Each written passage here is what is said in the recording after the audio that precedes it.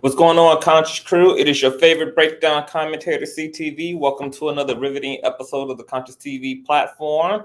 You can see from the headline what we are here to get into tonight. But before we get started, please go ahead and thumbs up the video until it is absolutely stuck. You know that thumbing up not only supports the YouTube algorithm, but it triggers up YouTube's notification system, okay? So when you thumbs up, it is you single-handedly inviting another conscious crew member who did not get notified that we are live and in mother-loving color, okay? So whether you are a part of the Replay Gang, or you are a Bush baby, or you're actively in the streets right now in the live chat, please run me a thumbs up. It is single-handedly one of the most significant and important things that you can do to support me and the work we do here, okay? Also, make sure that you are subscribing if you're new here, and shout out to all of the new subbies. Love you long time. Also, make sure that you guys have your notification bell set to all, because something is better than nothing, okay? Also, if you want to take it one step further, please share the stream out to wherever it is you have digital community at, girl, whether that's your YouTube community wall, your Insta stories, your Snapchat, your Facebook, your MySpace, the dark side of Twitter or Tumblr, or your personal OF. I don't give a damn where you lay the link, baby. Just let them whores know that we are loud, live, and in color. With no further ado, let's go ahead and push on through. Okay. I know a place where you can recharge your soul. Baby, that's Consciouztv. And in the midst of brokenness, he gon' see your asshole. Baby, that's Consciouztv. You gon' heal, you gon' laugh and catch a little shade. Ooh, girl. Y'all know he be slaying, y'all better stop playing. Come hear what he's saying. Ladies and gentlemen.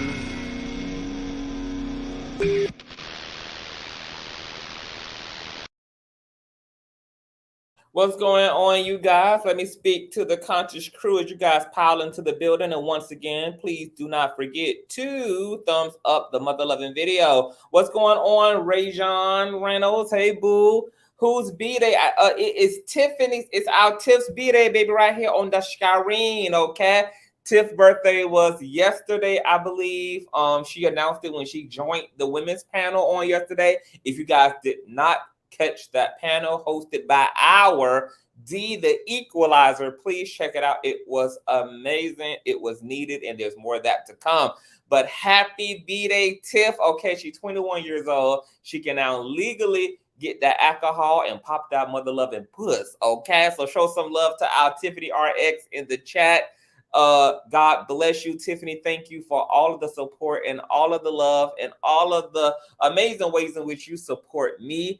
One of your favorite commentators, okay? And we are wishing you a long, healthy, prosperous life filled with good penis and queendom and power, okay? So shout out to our Tiff. Happy birthday, love. What's going on, Sharon? Hi, Carolyn. What's going on, Serenity? Hey, TD. What's going on, Tanika? Hi. What's going on, Just Here? What's going on, Sabby? Hey, Ladybugs. Hey, boo. What's going on, Kiwana? Hey, love. What's going on, Adriana's report? Hey, boo. What's going on, Caramel Butterfly St. Marquise? Hey, love. Hey, Lady D. What's going on, Sherry? Hi, Jasmine. What's going on, Ian Gardner? Hey, love. What's going on, Sexy Nessa? What's going on, Bettina? Hey, everybody. What's going on, Justin? What's going on, Shayla? Hey, C. Wilson. Hey, y'all. So you guys know what we're here to talk about, girl. This is one of the craziest stories out of 2023, completely heartbreaking and mind-boggling, okay? I don't know if you guys have heard this, but the Conscious crew members have been sending me this article and asking me to speak about this, and so I had time today to kind of read up on what's been going on and who Carleethia, aka Carlee Russell, is, child. Before I do that, let me go ahead and actually snatch a visual. Okay, she is officially classified as missing, and the circumstances around her disappearance are almost of supernatural proportions. And I'm actually going to touch on the supernatural, and you guys are going to see why I'm going to take that angle, okay? As I'm pulling up Carlee Russell's image, you guys please thumbs up this video. I'm going to try to also drop the link because I would love to hear from you guys. If you guys have any information, if you guys have any leads, if you guys have any hypothesis about this. I mean, this is wild as hell. It is wild. Wow. So thumbs up the video. I'm pulling up her flyer.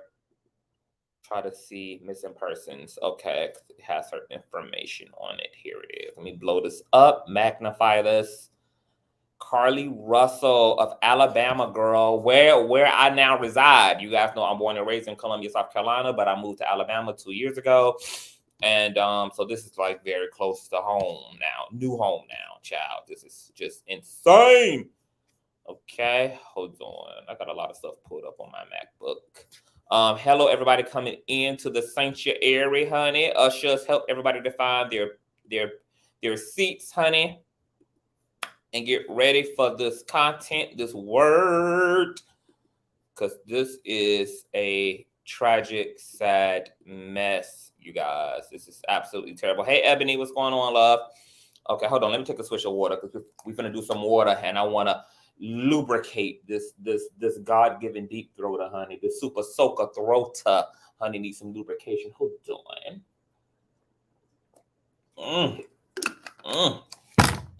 Yeah, child. Hold on.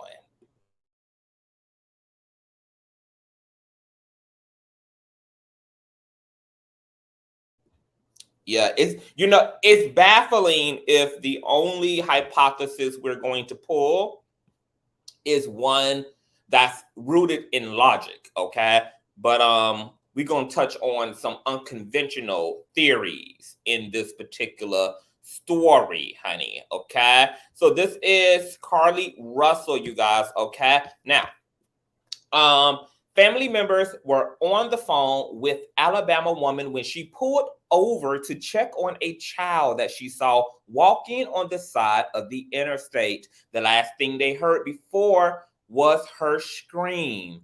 The search continues for a 25-year-old woman who disappeared when she pulled over on an Alabama interstate and told family members that she was stopping to check on a child. Carlethia, aka Carlee Nicole Russell, a 25-year-old woman from Hoover, Alabama, has gone missing after stopping on the side of Interstate 459 South near Mile Market 11 to check on a child that she saw walking. Family members were on the phone with her when she pulled over, and the last thing they heard was her scream. The desperate search for Carlee Russell is ongoing, with authorities working tirelessly to uncover her whereabouts. The incident occurred just after 9:30 p.m. when Russell made a frantic call to 911 and subsequently spoke to a family member. She explained that she had noticed a child walking on the side of the interstate and decided to pull over and check on their well-being. Fox affiliate WBRC obtained video footage from a traffic camera capturing the moment Russell parked her vehicle on the side of the road, hazard lights flashing. Russell's mother, Talithia Russell, revealed that her daughter was engaged in a conversation with a family member while she stopped to approach the child.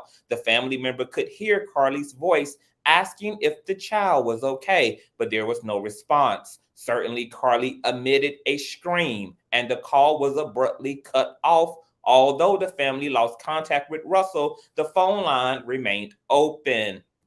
Hoover police gives update on Carlee Russell's search. Carlee Russell disappeared on the evening of July 13th of 2023 along Interstate 459 just south of Birmingham, Alabama. Hoover police gave a briefing the following day about the search. Upon receiving the distressing information regarding Russell's disappearance, officers swiftly arrived at the scene. They discovered her red Mercedes still running on the side of the road, but there was no trace of Carlee or the child she intended to assist. Carlee Russell, shared that her daughter's car door was ajar, and authorities found Carlee's wig, hat, and cell phone nearby. The phone is currently undergoing forensic examination in the hopes that it may provide crucial clues to aid in her discovery.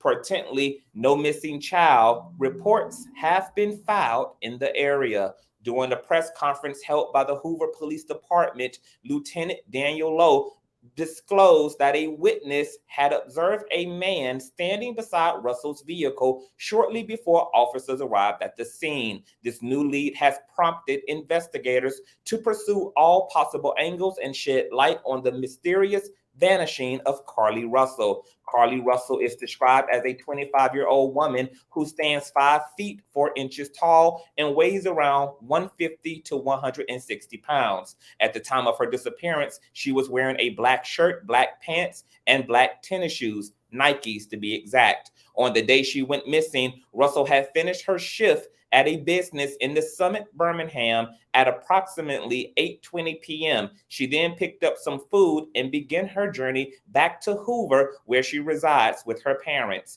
In a notable interaction prior to her disappearance, Russell had visited Harpsville and briefly engaged with members of the city's police department, leaving a positive impression through her respectful demeanor and aspirations to become a nursing student. Russell's alum mater, Jefferson State Community College, expressed deep concern for her safety and offered prayers for her safe return on social media. Carlee is currently a student at the college studying to become a registered nurse. Al.com reports that her parents, Carlee and Carlos Russell, are pleading for anyone with information to come forward and assist in locating their daughter. In a gesture of urgency, a private donor has contributed a $25,000 reward to supplement the $5,000 offered by Crime Stoppers of Metro Alabama. Authorities remain committed to exploring every possible avenue in their investigation, leaving no stone unturned.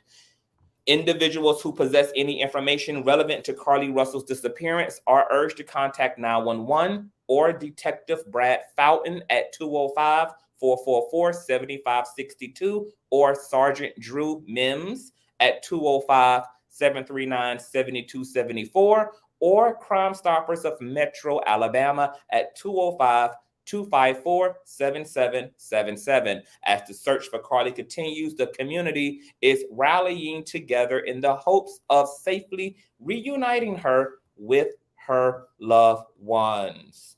So as you guys can hear, girl, the family, there is a private donor along with Crime Stoppers who's offering a total of $30,000 for any leads that can lead to Carlee's safe return home. As you guys heard from the article, she had just picked up food. She was headed back home to her family. And she thought she saw a toddler between the age of 3 to 4 wandering the highway. She busted a U-turn to check on the toddler, but not before calling 911 and alerting them of what she had observed, and then calling a relative and keeping them on the phone as she went to go check on this toddler.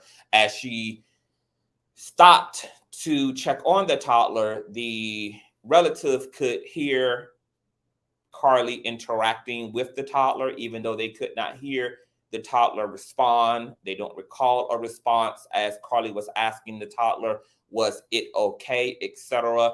Briefly after that, there was a scream that Carlee emitted, and then all that could be heard on the phone line was background noise and the noise from the interstate. This was about a 4-minute experience. There is traffic cam footage that we are going to analyze, and I'm going to pull up here for you guys to look at. Luckily, there was a traffic cam, a traffic camera that was in the area that captures Carlee scooting along the shoulder of this interstate and then coming to a stop. I believe what can be seen is Carlee exiting the driver's side, going around to the passenger side, but I've only seen this footage once. So I'm going to be seeing it again for the second time. within this 4-minute surveillance footage, you see trucks and cars and everything going about their regular smuggler business. And then you see the police enter into the highway and put on their flashing lights, and then the footage comes to an end. Okay, but before we get to that and we get to some theories, I want to also pull up the statements from the family who are speaking out. The mother, Carlee Russell, she is definitely crying aloud for her daughter.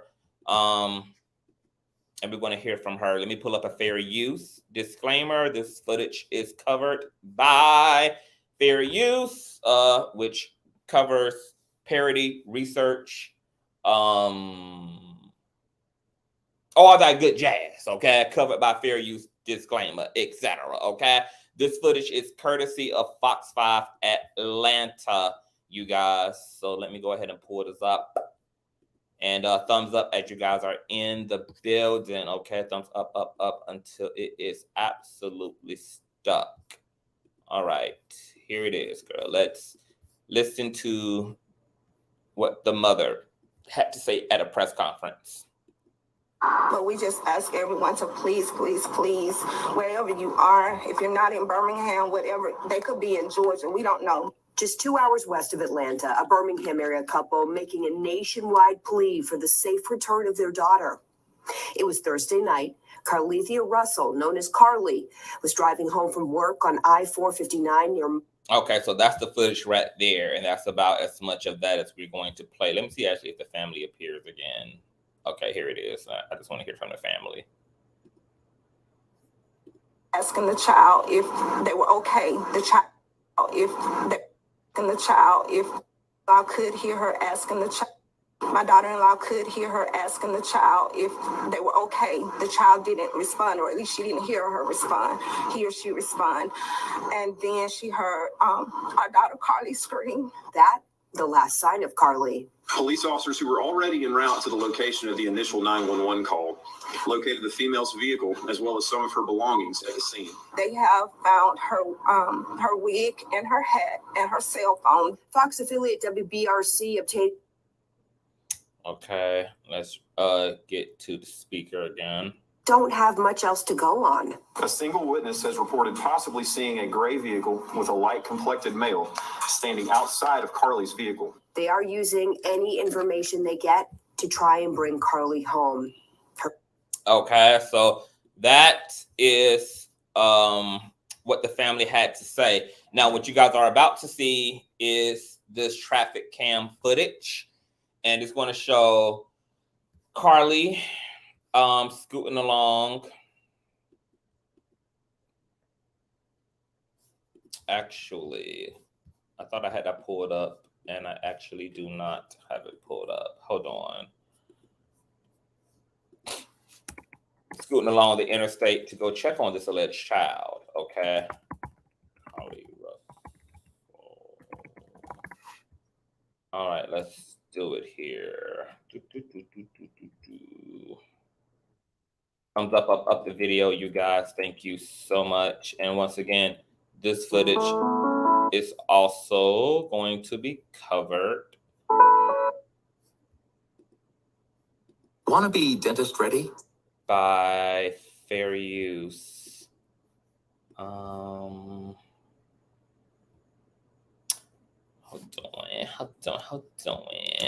Carlee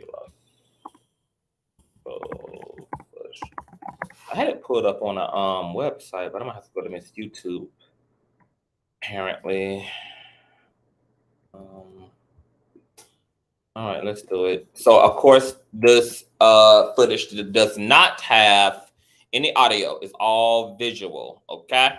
So, just look at the arrows. I'll show you what's going on and where everything is.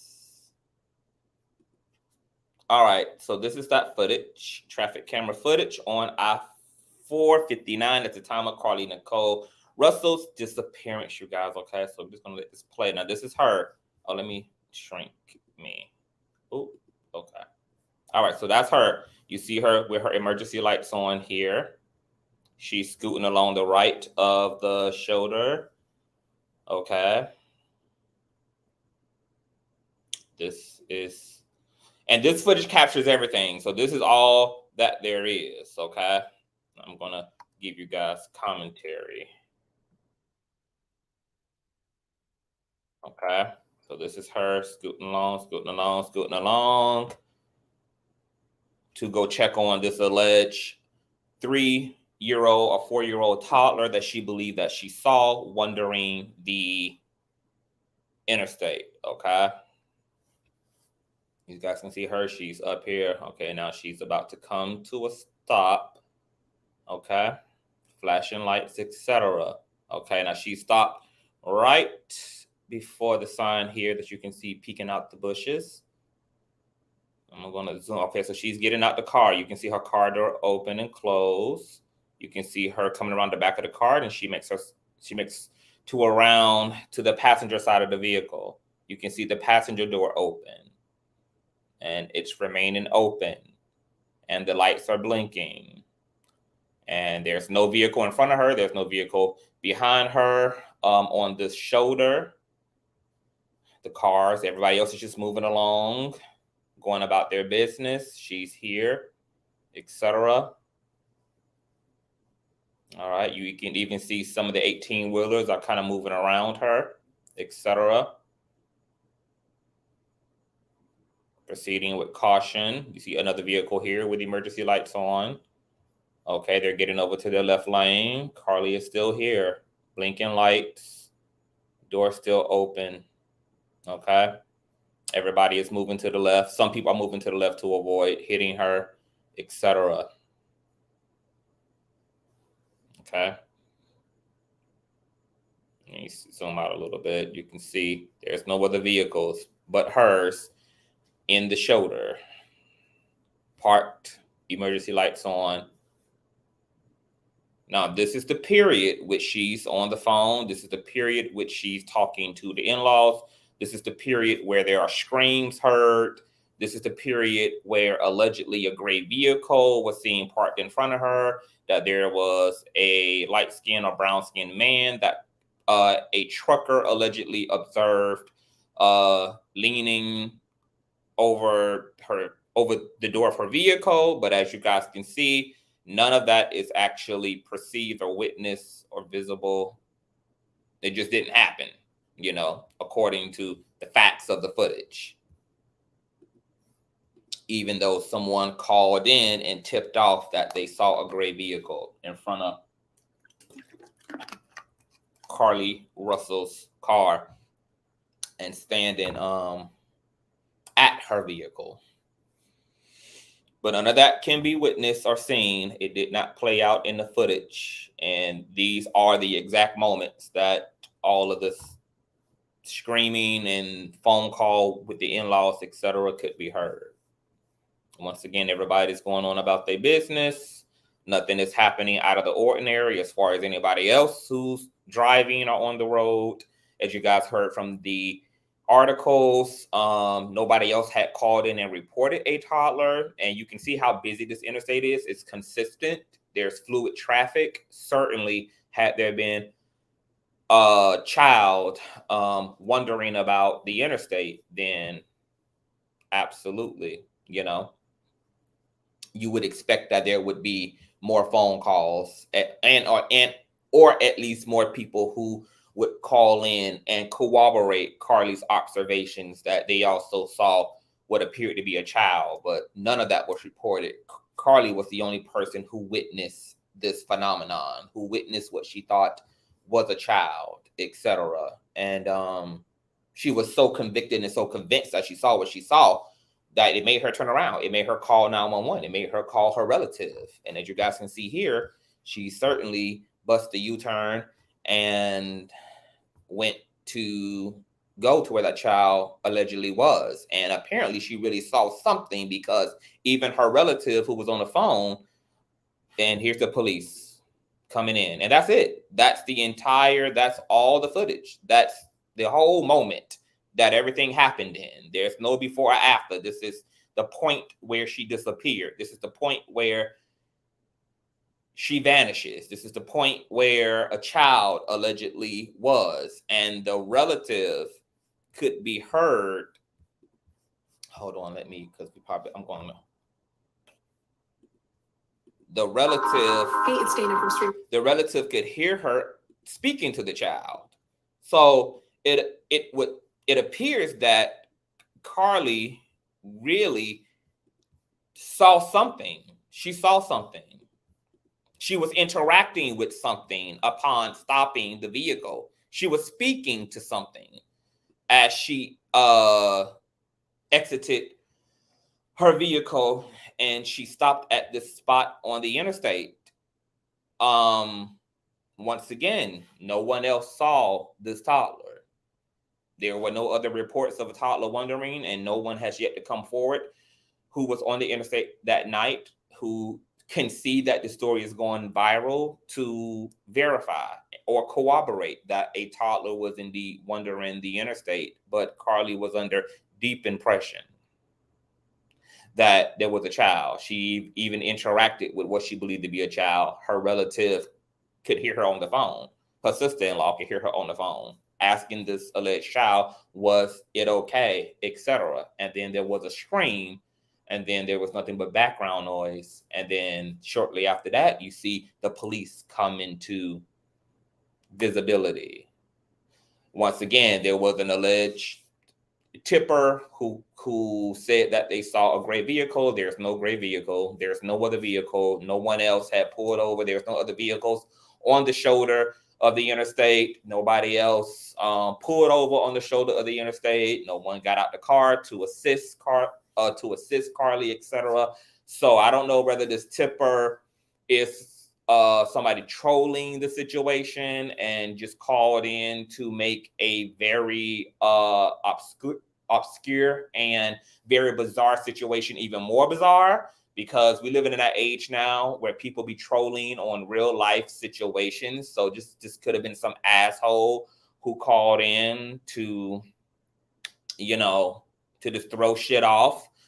Because clearly the facts just don't corroborate the situation. It just don't. Like, as you guys can see with your own, and I'm going to speed this up so you can just see it again with your own eyes, okay? That there was no other vehicle. There was no other persons. You can't see anybody coming in to snatch her, even though this is at night, because it's pretty well lit, because her high beams are on. There's the high beams of other vehicles. You can see that there doesn't appear to be someone who came from out of the woods and snatched her out of the vehicle and dragged her into the woods. None of that. You just see her literally here. She pulls up right here. She gets out of the driver's side. She walks behind her vehicle. She's walking to the side of her vehicle. And she opens the passenger side, which is really odd, actually, because she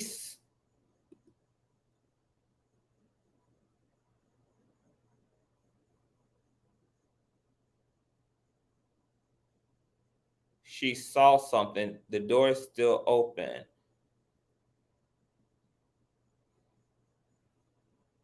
And what's crazy about this is that where was this baby? Because let's just scoot back, right? Because all of the lights, all of her high beam reflection from the right side of the vehicle is literally lighting up all the area that she's driving by. Okay, so we should have been able to see some type of a black speck as she's driving up. We should have been able to see this toddler. And considering that the fact that she walked around the vehicle, she didn't even walk around her vehicle and then off a little bit into the grass where you would assume the child was.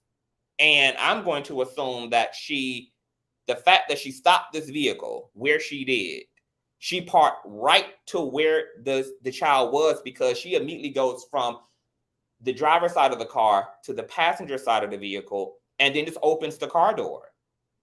as if the toddler was right there beside the car, which I don't believe it was, because I don't believe she would have drove that close to the child. I would assume she would have drove a little bit past the child, or she would have stopped just before she got to the child, but not actually attempted to drive right up beside the child. And the fact that Carlee, once again, she doesn't come around the back of the vehicle and go off a little bit into the grass. She goes from around the vehicle right to her door, as if the child is right there, adjacent to the car. That doesn't make any sense peripherally. That would seem to have been a very dangerous maneuver. So the fact that she just walked around the vehicle is very interesting to me. And once again, you don't see, because see here, you don't, all this is lighted up. You don't see a child. She stops here. She stops here. She gets out of her vehicle and she just walks right around and opens the car door as if the child is right here. That child would have had to be right up on the vehicle. See, you can see her. You can see her. She's right here. She just walks from the driver's side around. Okay? You don't see any other shadow. You don't see a 3 or 4-year-old shadow at all. She walks right up beside. I don't believe she would have parked that close to a child, if indeed the child, if there was a child. And then she opens the driver's side door. And that's it. She wouldn't have took a chance because she could have possibly hit the child had she just drove that close up. The way she didn't go anywhere else. She didn't go off to the right into the woods. She didn't walk in front of her vehicle. She didn't walk off around this area. She would have pulled right up beside the child. And because she did not go anywhere else, that child would have had to be dead smack up against the vehicle. She wouldn't have drove that close. She just wouldn't have drove that close. Oh, yeah, Brittany, you're not seeing anything because there is nothing there. There's nothing there. And then somebody reports a car and reports a man standing at her car door. There's no man. There's nobody. There's no, and her car, once again, her high beam's on. You could see if somebody rushes from here to the car. If somebody was dragging her out of the car, you would have been able to see all that. All this is illuminated. And all this is illuminated because the cars are consistent. This is a consistently illuminated area because the traffic is consistent. And once again, nobody else who's actually there in real time is witnessing anything that is out of the ordinary. There's just a car with this emergency lights on, parked off to the side. There's no kerfuffle. There's no woman screaming to the top of her lungs. There's no van. There's no bus. There's no nothing. We don't see anybody rushing. And once again, it's well lit. Thanks to her high beams. We can rule all that out. So, in ruling all that out, people are saying that she could have been sex trafficked. That can't be the case, according to the footage. There's no evidence that there was anybody else even in the area in this 4-minute window. And you guys know this happened pretty quick. You see everything happening in real time, and then you see the police into the picture. This is not edited footage. This is just what it is footage. She wasn't trafficked. She wasn't kidnapped. She wasn't dragged off. She wasn't anything. And nobody called in and reported anything.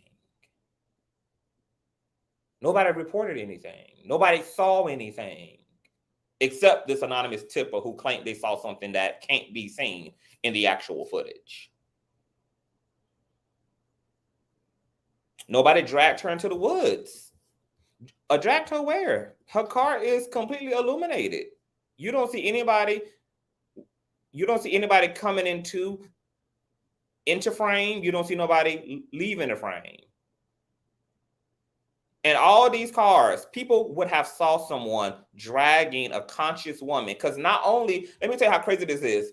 Not only would this person have had to grab her, a conscious, empowered, strong, consciously aware, grown adult woman, they would have had to scoop the baby up too. Because the narrative has been that the baby was used as bait. How the fuck could a baby be used as bait?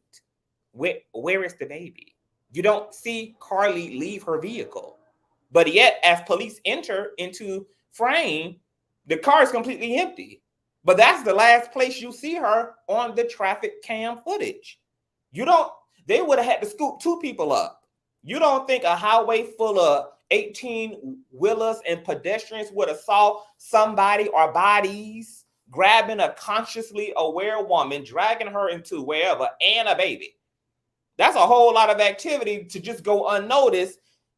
And there's all these people here riding past the situation, and it only takes 4 minutes. Secondly, I don't believe the baby scenario, because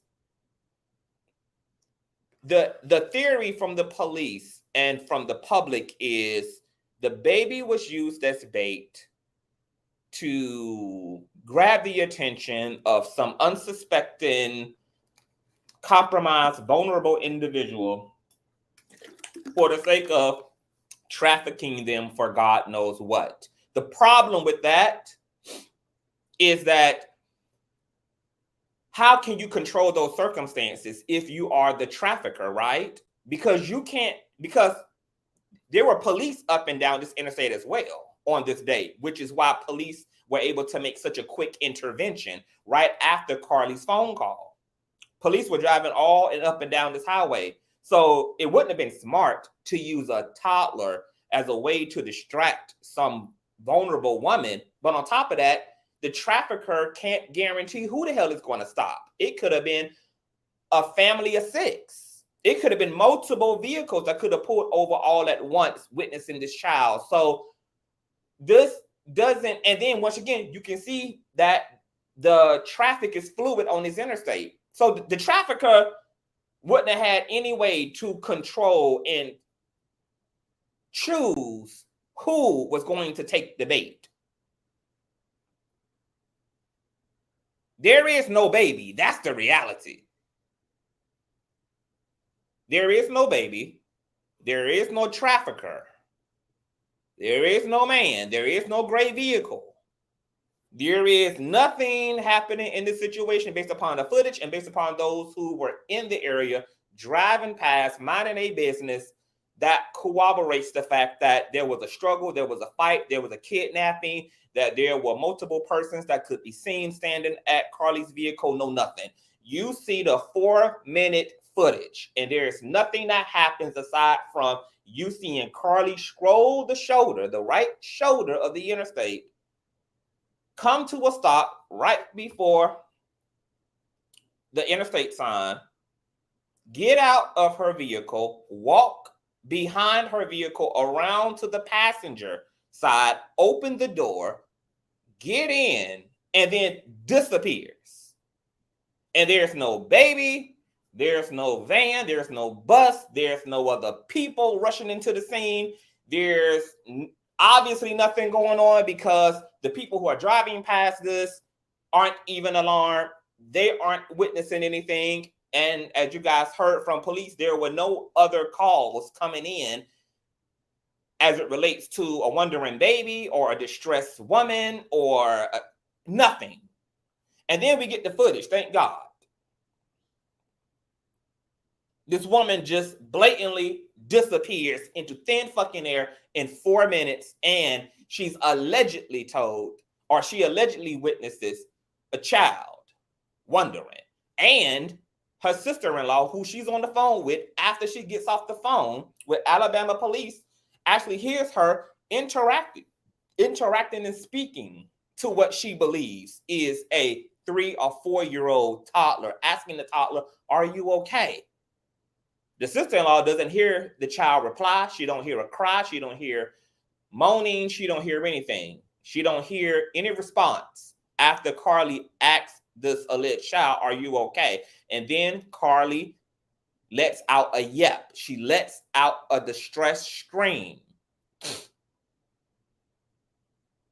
A distress scream. And then there's nothing. Then there's nothing but interstate noise. Police pulled up. They go to the car. The car's still running. That's how fast all this happens. All of what we can call nothing. Carlee's not in the vehicle.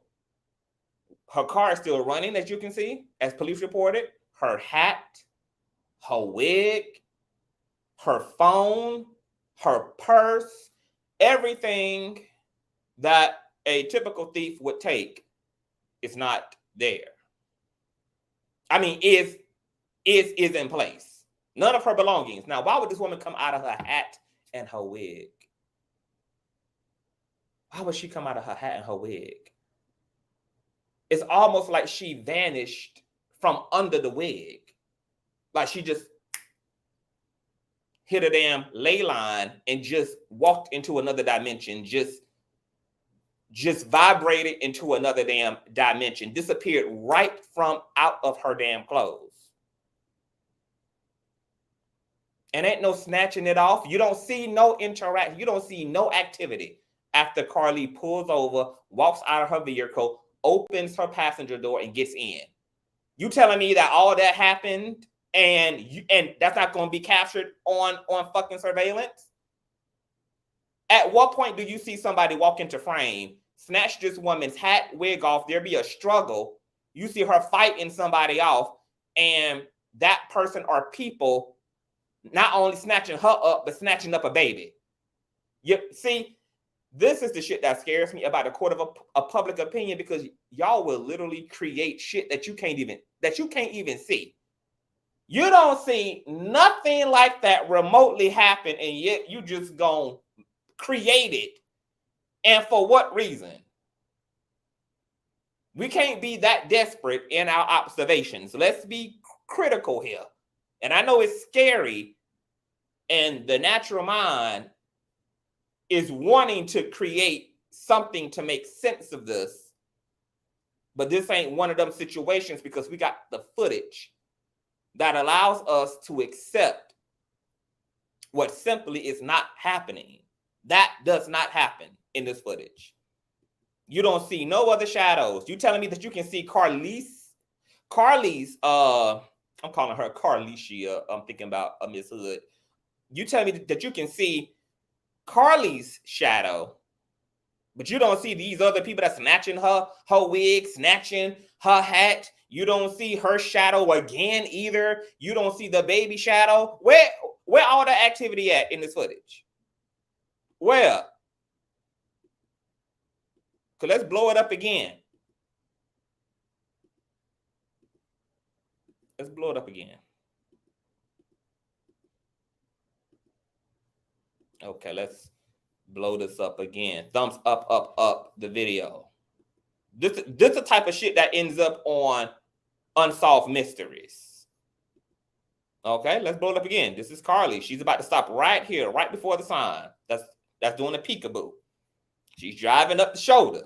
Now, for those who believe that her hat and her wig was snatched, once again, not only are you saying all that activity happened in this footage, but whoever was snatching her up, whatever was snatching her up and up out of her hat and her wig, also had a baby to snatch up as well. Now, you see her here. Get out of the car. She walks around. Boom. Opens the car door. And then that's it. That's it. That's it. And once again, her high beams are highlighting all this area, all this wooded area here. A person would have had to come, people would have had to come within frame all up in here where she was sitting, which is in her passenger side. You don't see none of that. You don't see shadows coming in and out of the wooded area. And once again, you have a whole fucking highway full of people with high beams on. And just like she was able to see a baby, they would have been able to see her ass fighting off people. They would have been able to see people snatching her up. They would have been able to see people carrying her off. And not only, once again, carrying her off, carrying off a baby as well. You already heard from the police. There was no other calls in the area about anything. Nobody called about a baby. Nobody called about a woman. Nobody called about a baby and a woman. Nobody called about weird ass people snatching a woman and a baby up. A woman could be seen in her screaming for her life as she's dragged off into the wilderness. And once again, because this area is well lit due to her high beams, you would have been able to see the shadows of her violators, of the intruders. Look at all this area lit up as cars light up, all of this, all of that. There's nothing. There's nothing. Yeah, this is the footage of the police arriving. The police arrived in this here footage. Let you show you the police. Let me fast forward. When the police enter the frame. Here's the police car right here. Here is the patrol car.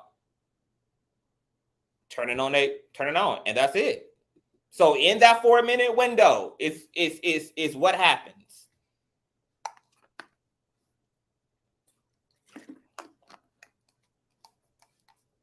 And once again, people talking about they believe she was abducted. Could be. The question is about what? Because it ain't human. With this footage, whatever abducted her wasn't human.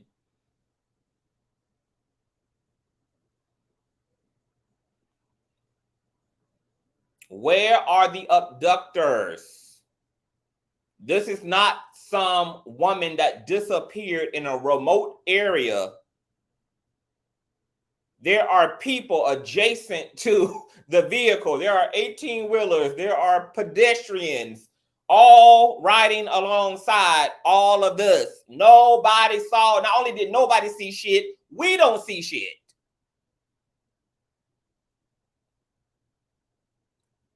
People's eyes are just deceiving them because they cannot take the unexplainable. Something unexplainable took place. This woman was snatched out of her wig and her hat. Now, let me tell you this.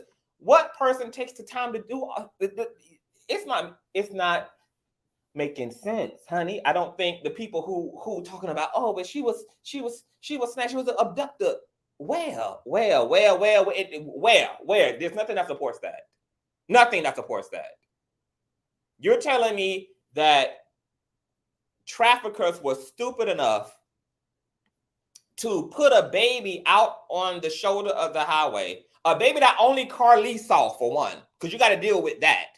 Before you jump to she was kidnapped by humans, you got to deal with the fact that this was the only woman. This was the only person on the highway that witnessed the baby. The only motherfucker.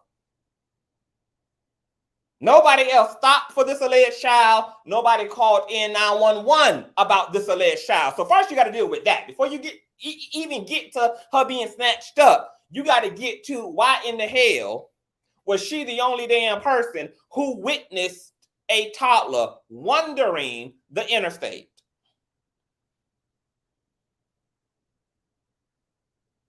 There's that.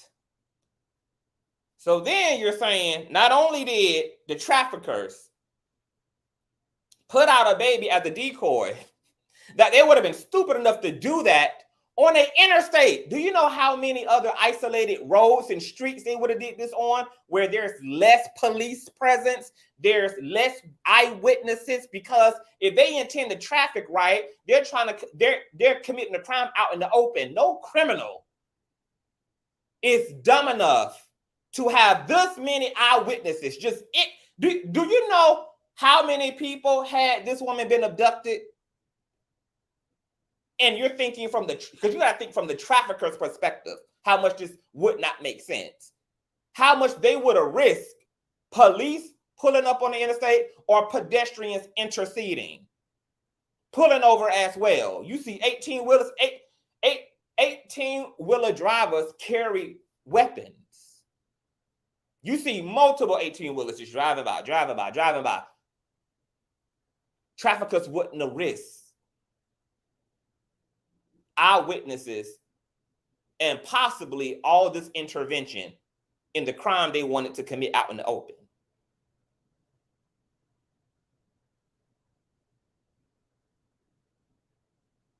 what they would have did was find an isolated road. And there are plenty in Alabama. Alabama is a very wooded, well-vegetated area. There are plenty of dark-ass, long-ass country roads where there's going to be a car every 30 minutes. You see this highway, there are vehicles every 0.3 seconds.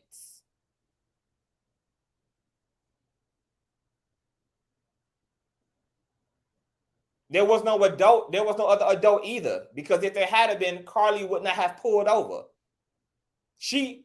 The area was so without activity that she felt comfortable getting out of her car.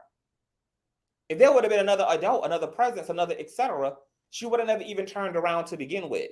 It was already handled. It wouldn't have even probably even stood out to her, because she would have assumed that this child is protected and with this adult who probably is the parent in the situation. So first and foremost, this is a dumbass way to traffic someone, which is why you've never heard of people trafficking folk this way. You have heard of people getting snatched up off the road.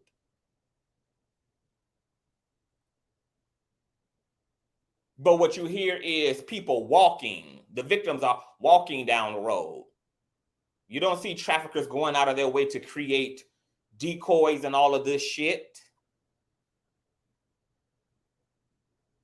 And you wouldn't do it. And if you were going to do that, if you were going to put that much work in, you wouldn't do it this way. You wouldn't do it on a fucking interstate. You wouldn't risk having your decoy and your distraction, first of all, harmed. If the child just would have walked off into traffic, right?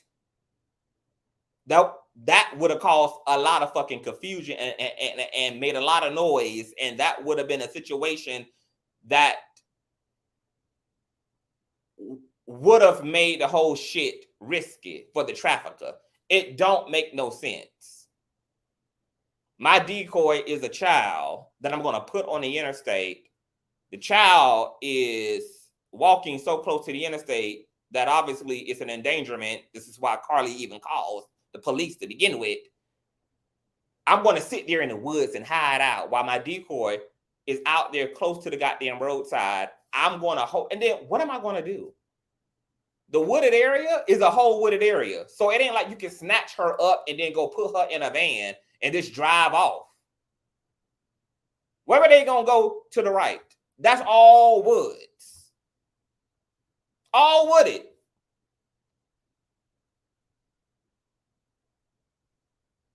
A trafficker has a vehicle on site.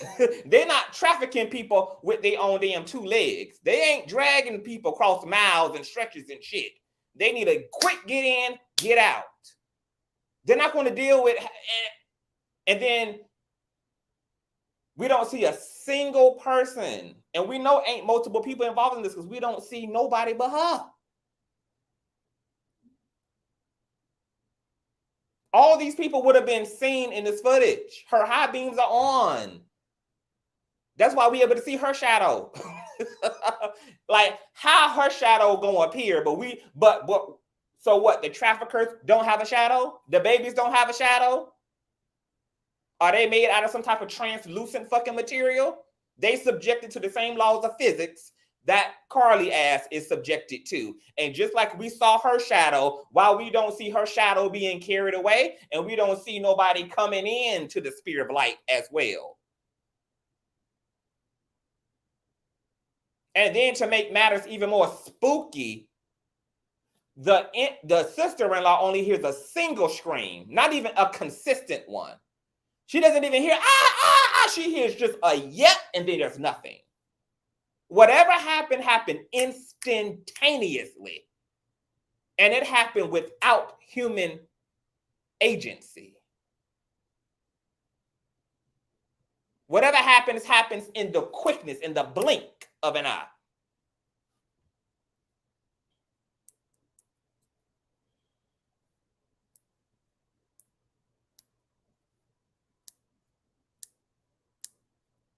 They've been on a manhunt for this woman. They ain't found her body. They ain't found her sexually assaulted body in the woods. They ain't found no nothing. And where's the baby? How you gonna control assaulting a woman and also having to hold a baby as well? You can't do all of that. And once again, we got footage, so we can just scrap all of the bullshit narratives. We can see with our own eyes. And not only are we kerfuffled, police are fucking kerfuffled, who arrived and saw what they saw, and they don't have a damn explanation. And this footage, unfortunately, does not corroborate the so-called tipper's eyewitness account of a gray vehicle parked in front of hers, or this alleged man standing to her goddamn car door.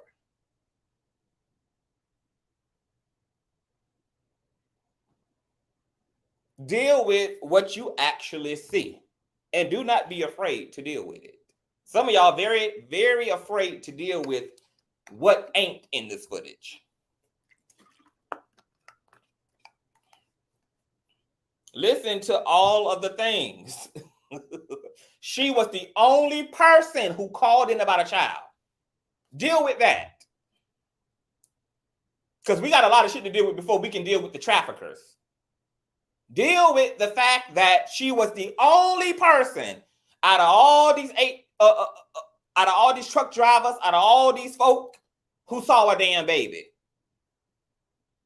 Why she gonna be the only person to see a wandering toddler?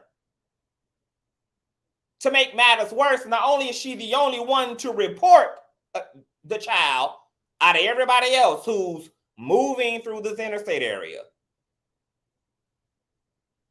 the person she was on the phone with can't even corroborate the fact that there was a child. She only hears her sister-in-law speaking to the child, but does not hear anything back.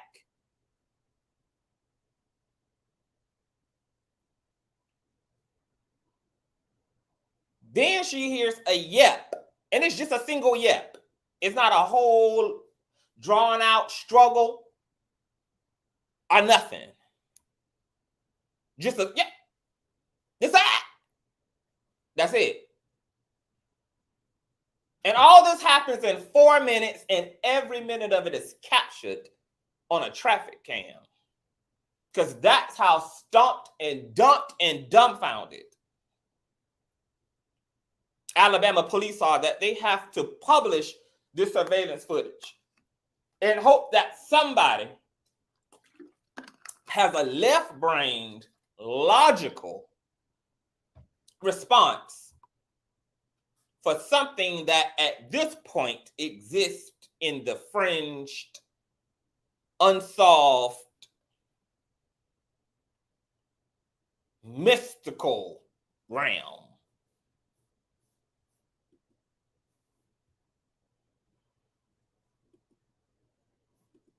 There's police. No, that's not police. Police about to enter the chat. Nobody pulls over to check. Somebody would have saw this altercation. That's my whole point. See how I'm gonna fast forward Carlee's car?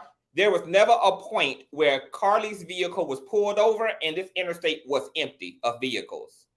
So if there had been traffickers, if there had been human agents involved in this situation, somebody would have been driving past and saw what happened. Because at no point, as you can see, was Carlee's vehicle ever just sitting over to the right. And there was nobody driving by. And there were no lights. And there was no nothing. Her car was never isolated without any other pedestrians driving past ever. The interstate was consistently flowing with traffic. The lights y'all seeing are lights reflecting off of the signs. Do y'all see all these signs? All these signs, all these signs? Signs here, signs there. All this is reflective. I saw the yellow light too. Let me see. I think it was in the beginning of the... See, all that are reflections. All of this shit, all this metallic shit on these billboards are reflecting lights. You see all that? Reflections off of all this metallic shit here, causing reflections.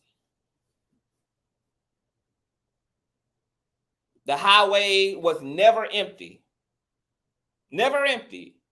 So if there was a kerfuffle, and once again, remember, this would have been a lot of activity because it wouldn't have been just her being carried off. This person would have had to snatch up the baby too.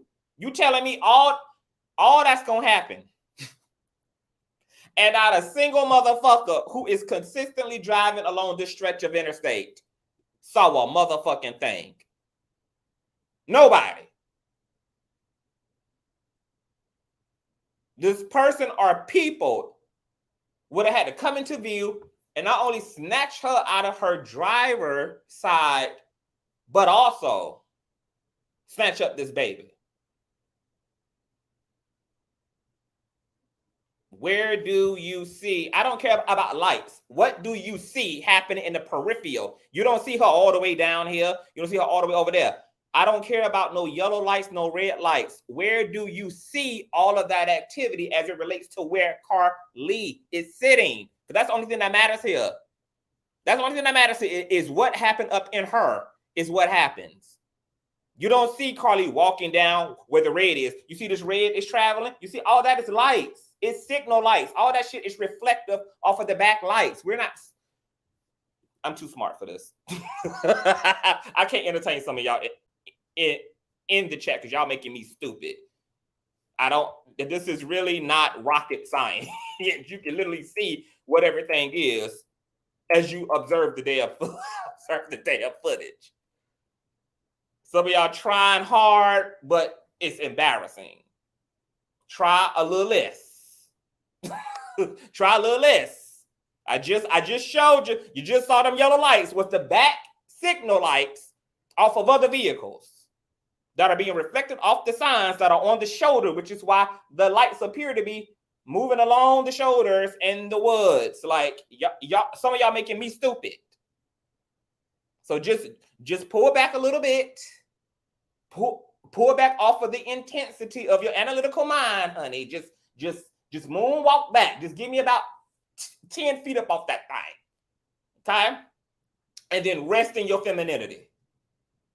Okay? Pull back a little bit, then just rest in that thing, honey. Because, baby, some of y'all is getting mighty carried away. I am going to drop the link, too. But before I do, because I don't want no dumbasses up here, honey, let me lay this out for you on what you got to deal with before you come up here. I'm going to get into my hypothesis, though, before we do. She ain't ran into the woods either because all of that is captured. The whole, look at how much area. I can see if the footage we had, y'all, was this. Like, let me see. If I scroll down, okay? If you couldn't see, if all you can see is her, see that right there?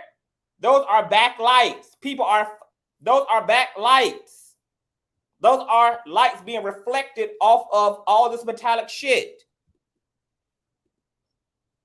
See, blinking. That's that car. This vehicle here is responsible for the yellow light that you see blinking also on the shoulder of the interstate. But let me get back to what I was saying. If we just had this right here, right, and we couldn't see what happened to the side, to the front, I would be like, yeah, there's a lot of possibility. Okay, but the fact that we actually have all this, we can see all up ahead of her. We can see to the left of her. We can see to the right of her. We can see beside her. Where she ran off at. Where you saw her shadow just run off into the damn woods. The fact that she is surrounded by an aura of light, we would have saw her exit the vehicle. And there's nothing that could have prohibited us from seeing her exit the vehicle. Just like we saw her enter the damn vehicle, we saw her walk around the vehicle, we would have been able to see everything else, including her running off out of sight.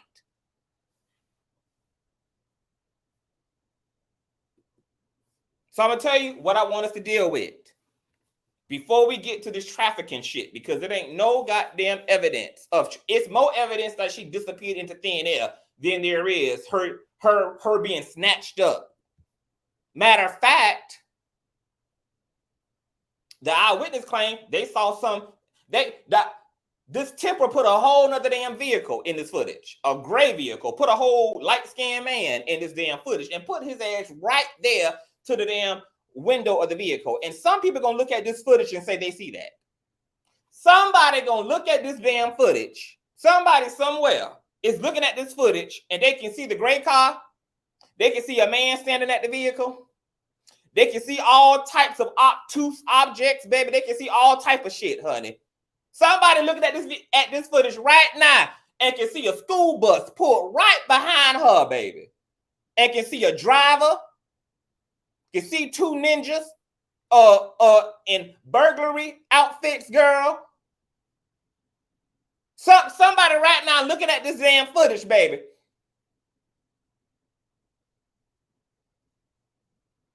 And dragging the shit out of this footage, baby. All type of shit happening, baby. All type of vehicles is on the shoulder, girl. All type of goddamn objects is in front of her, baby. All type of goddamn people done ran into frame and ran out of the goddamn frame, baby. Somebody right now can see what the damn police couldn't see, can see what people driving by couldn't see, can see what the hell none of us can see, baby. Somebody, so I promise you, somebody somewhere, baby, it can see it all. Sure can. Sure can. And this is the thing. Let's deal with that tipper real quick. That tipper said that they saw a gray vehicle parked in front of Carlee's vehicle. And they saw a man, a physical man, standing outside of her vehicle. Yet none of that appears in the footage. And guess what? Carlee never mentions a damn man.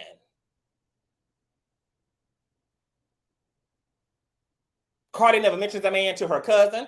Carlee never mentions a man to her goddamn, to the goddamn police.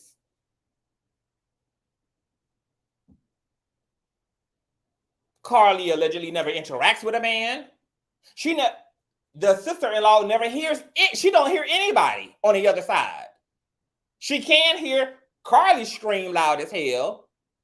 She don't hear the sound of a child. She don't hear the sound of a adult male. She doesn't hear anything on the other line but Carlee. And the scream she hears is a single scream. And then there's absolutely fucking nothing.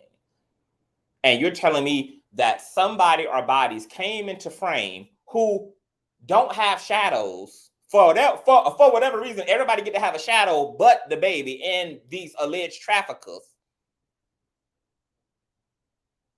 For some reason, these traffickers have created a technology that allows them to be shadowless, girl. They somehow have transcended the physics of the natural world, girl. For whatever reason, the baby don't get to have a goddamn shadow, nor do the traffickers get to have a damn shadow. They can't be seen in or out of the damn footage. But yet, the sister-in-law doesn't hear the struggle of Carlee, who has to deal with a person or people who allegedly enter frame, and they are so aggressive with her that they snatch her out of her wig. Girl, do you know how tight a motherfucking lace front is around a black woman's head? Baby, 2 minutes of the footage would have been the damn traffickers just trying to get the wig off alone. And I have seen Carlee's Facebook, baby. This woman keeps her motherfucking shit laid and sauteed. Laid and sauteed. That would have been 3 minutes of a 4-minute footage, girl, of them just trying to get the damn wig off Carlee's damn head. And while they doing all that, why is it that the sister-in-law don't hear a consistent struggle? She doesn't hear a consistent struggle as all this aggression is going on. You know why? Because as of right now, it's looking like Carlee ass vanished into thin air. Now, Kevin the Strawberry just said, y'all are aware that interdimensional beings do exist and that something supernatural is a strong possibility. No, they do not, Kevin. Okay? The general public, as you can see here, people are so desperately struggling to fill it in with a logical explanation that they're willing to make up shit about what's in the footage. Because that's how far away the general public is from ever being able to entertain supernatural or paranormal explanations, which should enter the chat when logical explanation cannot prevail as an explanation or a conclusion or a hypothesis. So unfortunately, no, they do not know and are not aware that interdimensional beings like elemental forces exist, and that there is a long history of folk disappearing and being snatched up out of their fucking vehicles out of thin air, literally, never to be seen or heard again. No, they do not deal with that history. They do not deal with that reality. They do not deal with that possibility. They do not deal with all of that. But the reason why I'm going to actually entertain it tonight is because we actually have footage. Had we not had no footage, I too would be leaning to a logical explanation and would be holding out on a paranormal explanation if we just had a narrative. But because we were privileged to actually see what the hell happened, I'm able to rule out a whole lot of shit almost immediately. Because at this point with this footage, there's very little logical explanation that can be inserted as a possibility. It actually damn near leaves I wouldn't know what the damn logical explanation would be. Police pulled up immediately. They don't even see no drag marks. They claim that they have tire marks in the area. Okay, but clearly, because this is the 4-minute footage that captures the entire situation, it captures the entire moment of Carlee dealing with this toddler and police coming into frame. Obviously, the tire marks then are from somebody else who pulled over earlier. Because do you see a fucking vehicle in proximity? Do you see a vehicle in view? Look at how much you can see from this footage. Where the hell is the vehicle at? So clearly the tire marks in the grass are from another vehicle that pulled over earlier in the day. Obviously. Clearly. Obviously. Unless you don't want me to believe what the fuck I'm hearing. Seeing with my own eyes. And I'm not willing to do that, to be logical.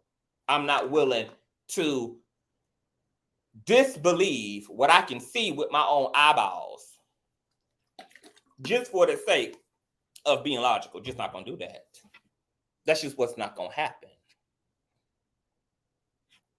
So let's talk about a supernatural explanation.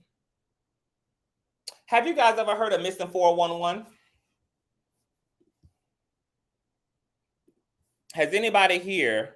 Yeah, they got her phone, they got her wig, they got her hat, they got her keys, they got her car, they got her food, they got everything. The only thing that disappeared into thin air was Carlee. They got her earbuds, her pocketbook, they got everything. Everything was left on the scene. And how? We didn't even see her coming out of her wig. We didn't even see her coming out of her hat. We just saw none of it. None of it. You saw none of that activity. None.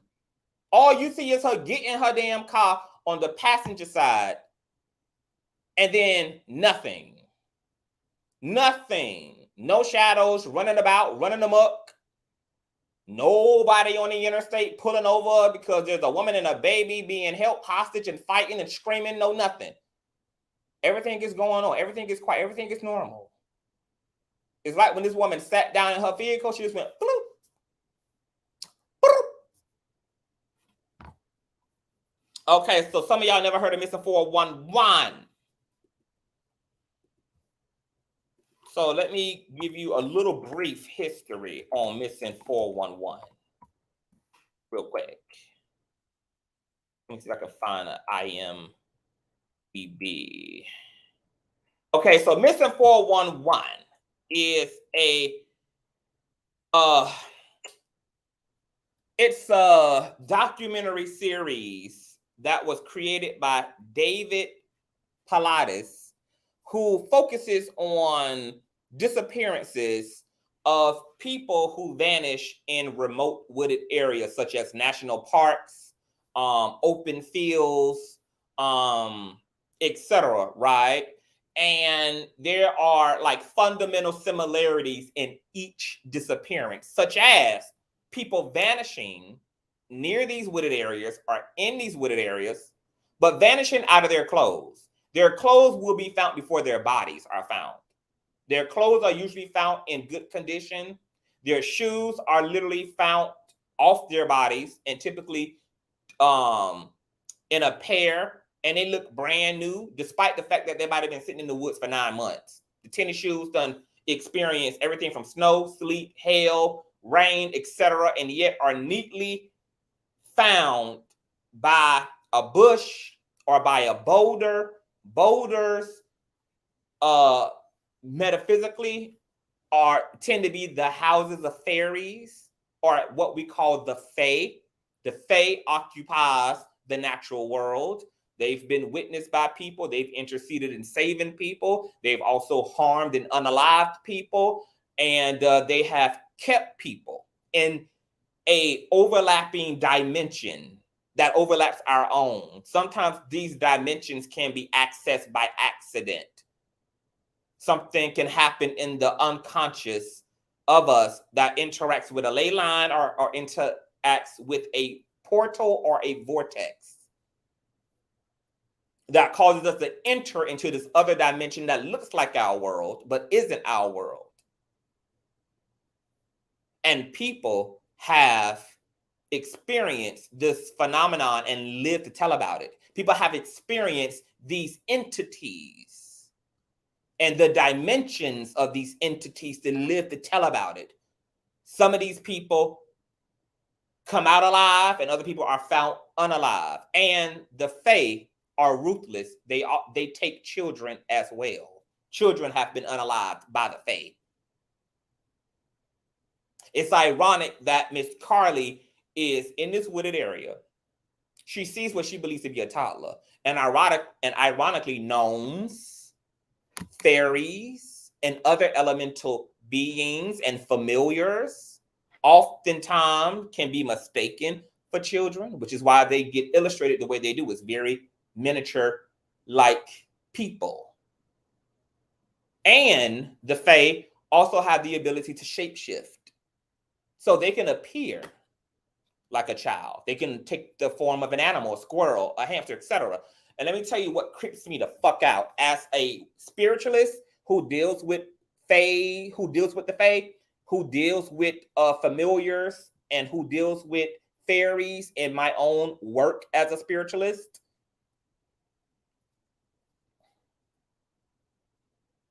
the fact that she was the only person to see this child tells me right off the back, what she saw was not human.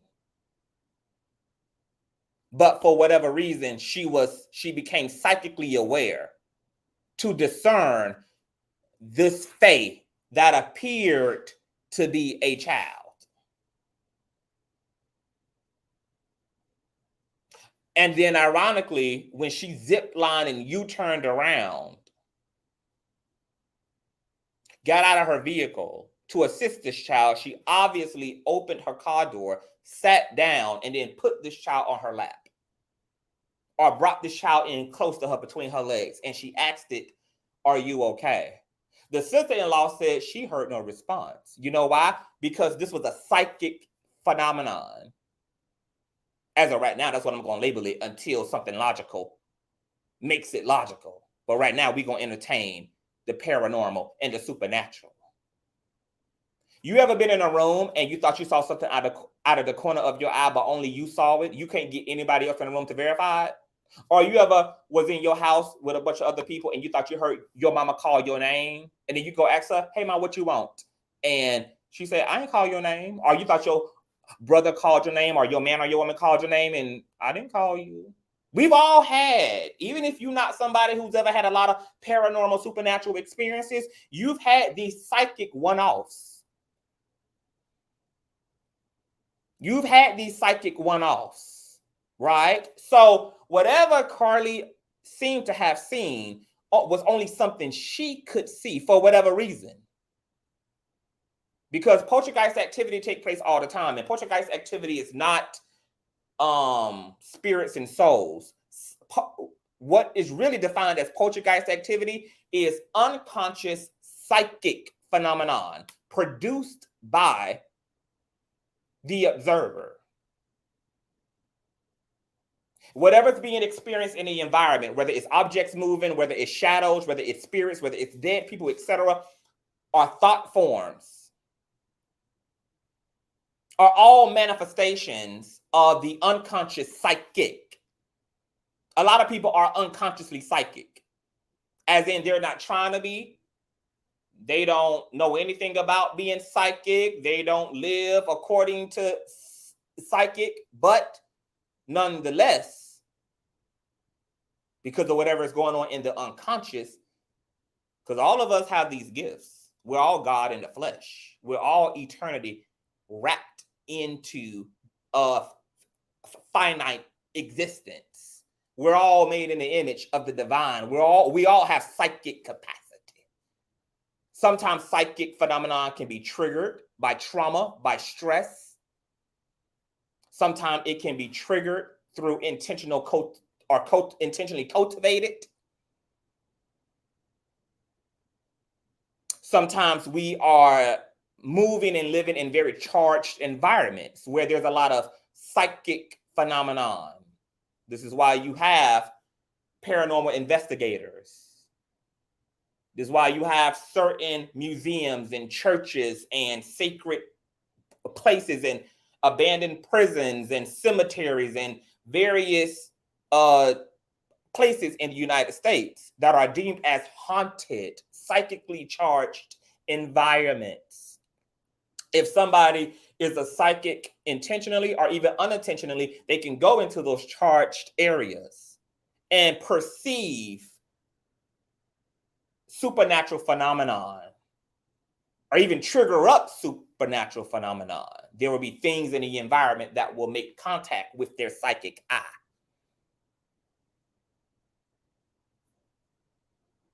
Now, what's fascinating to me, once again, is that Carlee was the only motherfucker out of every motherfucker on the highway for 4 fucking minutes, even longer than that, to see a alleged child. No other call, no other person pulls over, no one else witnessed the child. And then no one can hear or see the child but Carlee, because she was on the phone interacting with whatever this was. And even though her sister-in-law could hear her responses, she couldn't hear whatever the fuck this was sitting in front of Carlee responding.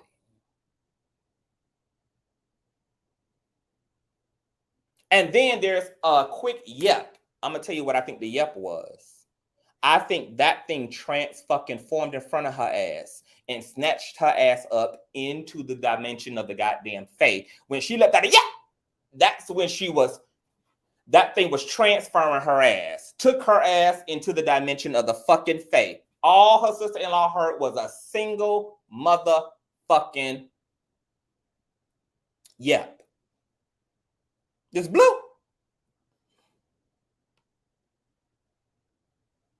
Cross the fuck over. And what's fascinating is that this quick shift snatched her out of her goddamn wig and snatched her out of her hat, which is also common in these type of disappearances. The fae will take you and your clothes and then dump your body off into a remote area 70 miles away where you obviously were not at the time of your disappearance. And then the stretch of land and forest would have made it impossible for your body to have even ended up there. You would have had to get to the area the body was found by fucking helicopter. How the fuck did a human being get dropped off in this area? That's how extreme the shit is. Y'all who don't know and have not watched Missing 411, check out Missing 411, bitch. This is all fact, not fiction. This is the type of shit you ain't gonna hear on the Breakfast Club and ain't gonna see reported on CNN and Fox News and Atlanta News and the Animal Planet and shit. This is the shit you got to go study for yourself. Go check out Missing 411. It's all over YouTube, all over Hulu, all of that. Now let me pull up some things to show you how much the impossible actually is the possible in this world. You guys, because you don't get into the paranormal and you don't get into the fringe, okay, I'm sure have never heard of, and this was a story that was in the Missing 411 archives, okay? The story of a 3-year-old boy who disappeared near Mount Shasta, okay? Mount Shasta is a mountain in California. This story freaks me the fuck out. Now, I was trying to find a written article on it, but I didn't find one, but it's in video form. And I haven't refreshed my memory on this story in a long time, but the bulk of it is this white family went out camping as always, because these instances always happen in wooded areas. They always happen in national parks, the bases of mountains. They always, in these remote environments, etc. Three-year-old boy was out camping with his family. The boy wanders off. He thinks he sees his grandma. So he wanders off from the family. And these people, especially children, but it ain't even just children. These people always vanish in the blink of an eye. The family just would turn away. 1 minute they were there, they look again, gone. Just how you see in the movies. That's a part of these stories that's actually real. That's not just Hollywood. That's real. The child disappears. Family can't find him. He thinks his grandma has called him over. He goes over to his grandma. They're walking along a path, and then they enter into a cavern. They go deep into this cavern. This cavern, according to the 3-year-old, has, I don't know if it was 3 or 6. He was one of those ages. Yeah, he's 3.5. I see right here. A 3.5-year-old boy known as John Doe. So he goes into a cavern with what he thinks is his grandma. There's spider webs and cobwebs hanging from the entrance of the goddamn cavern. He sees all this old shit, like old time guns, military equipment. This is all type of shit that just lodged up against the walls of the cavern. And it has spider webs and cobwebs and dust on it. So they get to a point in the cavern, and the cavern is lit, and he sees what he believes to be bodies that look like robots. That's how he described them. Robots in the cavern. Then he says to grandma, leaves him there for a second, and she goes over to the wall to the left side of the cavern where there's a ladder. And as she's climbing the ladder, he sees fire shooting out of the top of her fucking head. And she's reaching for something. And at this point, she's having a whole lot of discord with him about she's from another planet and etc. And there's all this strange rhetoric, right? Then she tells him she needs him to lay down and to defecate on what he says is a leaf. This robotic grandma, because not only did she have fire coming out of the top of her head, but she had red eyes that were glowing. They were fierce red.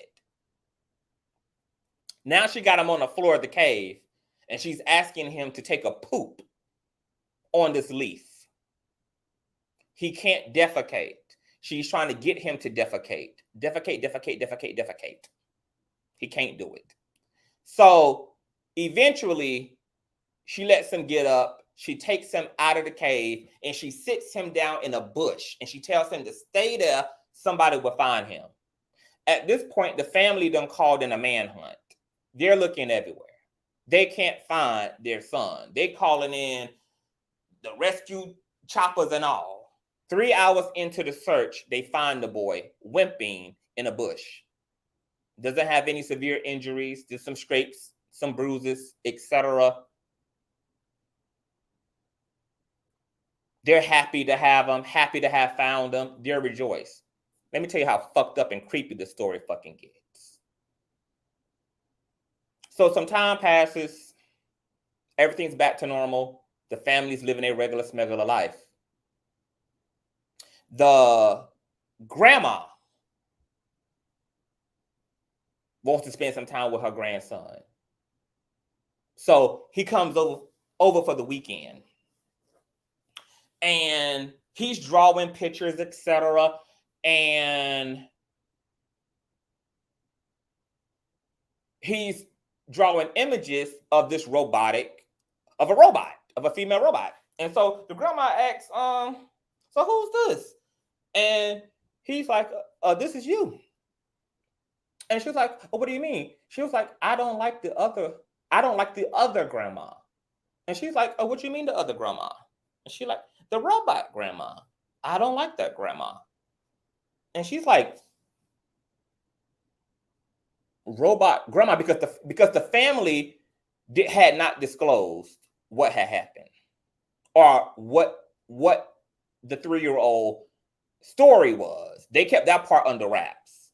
The grandma knew that he had wandered off and that the family had to find him and all that, but she didn't know what had happened. She hadn't been disclosed that. So she's just like, what the fuck is you talking about? And so he tells her everything. He tells her how she allegedly was the one that told him to come take a walk with her, and that she allegedly walked him into this cavern, and there was all this shit in the cavern, all this human stuff in the cavern, and there were these other robots in the cavern, all these other robots, and they had what he called, I forgot what the terminology he used, but he said something to the extent of they had frozen faces. So people couldn't determine whether he saw dead people or whether he was seeing some type of an avatar, some type of a mechanical avatar, etc. But he called them frozen, twisted faces. He said they had frozen, twisted faces, and they were just twisted like that and frozen in place. They didn't make no movements. They didn't have no type of anatomical ability. They were just lined up in the cavern, and they had twisted, frozen faces. And then he told her about, her wanting him to defecate, and the grandma got freaked the fuck out. So she called, she called her children. She's like, what is all this stuff that John Doe is? Da, da, da, da. And it was like, yeah, he came, he told us that, a robot grandma that, you had took him into a cavern and you were a robot. It's not anything serious. It's a child's imagination, etc. Bow, bow, bow, wow, wow, wow, cow, cow, cow. But the boy never had changed his story. It had been months that had went by from the time he had got kidnapped for that 3 hours. He just vanished. He was with this robotic grandma. And when he had went to go see his grandma, and he had these vivid impressions of what took place to the point that he could illustrate them and draw them on paper. So the grandma got freaked out. She got freaked out, not only because the story was freaky, but she had just had a one-off bizarre ass experience in the same location that her grandchild and her children had been camping out at. So she decided to tell her children what the fuck had just took place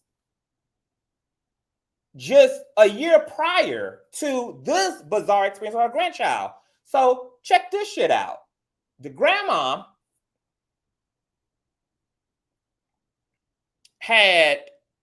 went camping with a friend girl, because that's just kind of what the family did. You know, they were into camping. They went camping up in Mount Chester, etc. Same fucking area that her grandchild had got abducted at by this entity, by this thing, according to the 3-year-old.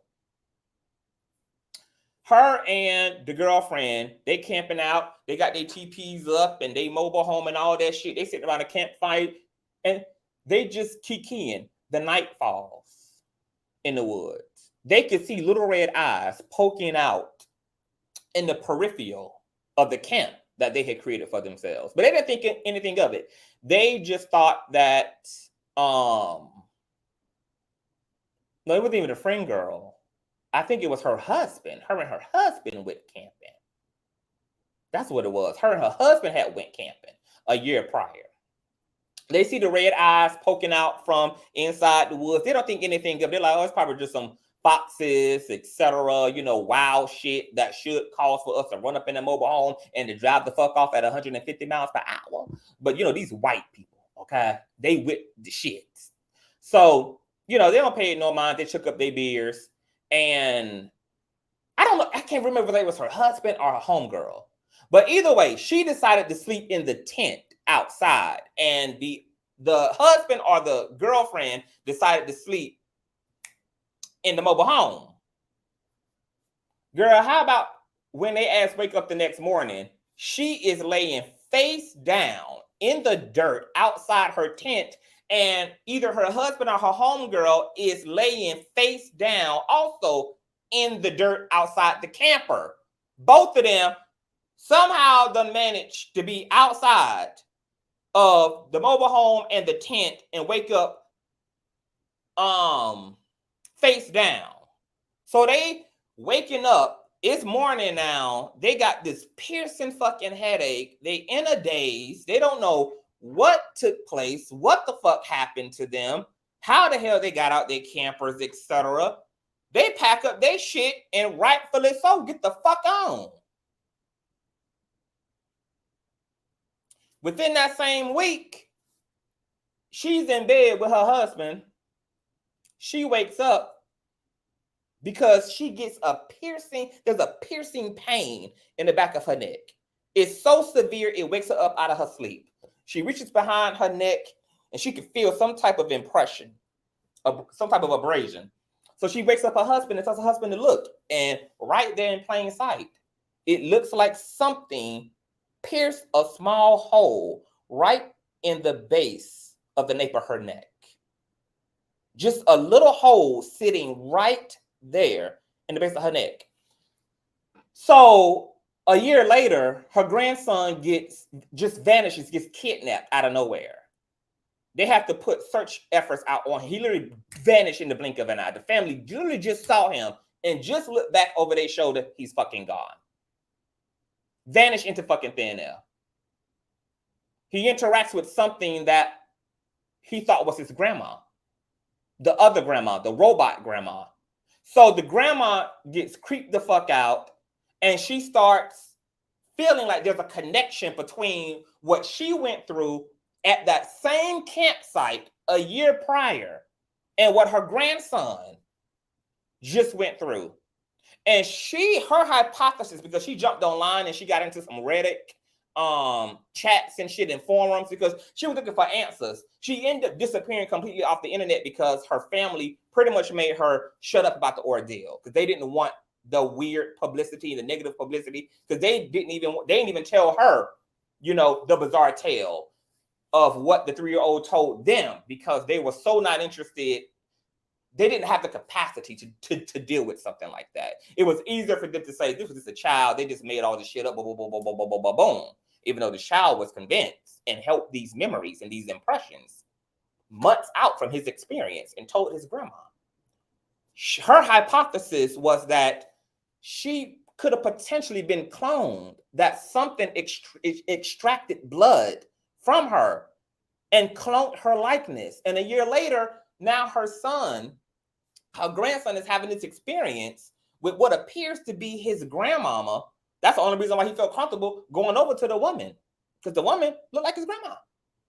And the grandma was totally fucking freaked out and convinced that her experience in that wooded area and when she came back home had something to do with the experience of her grandson, that there had to be a fucking correlation.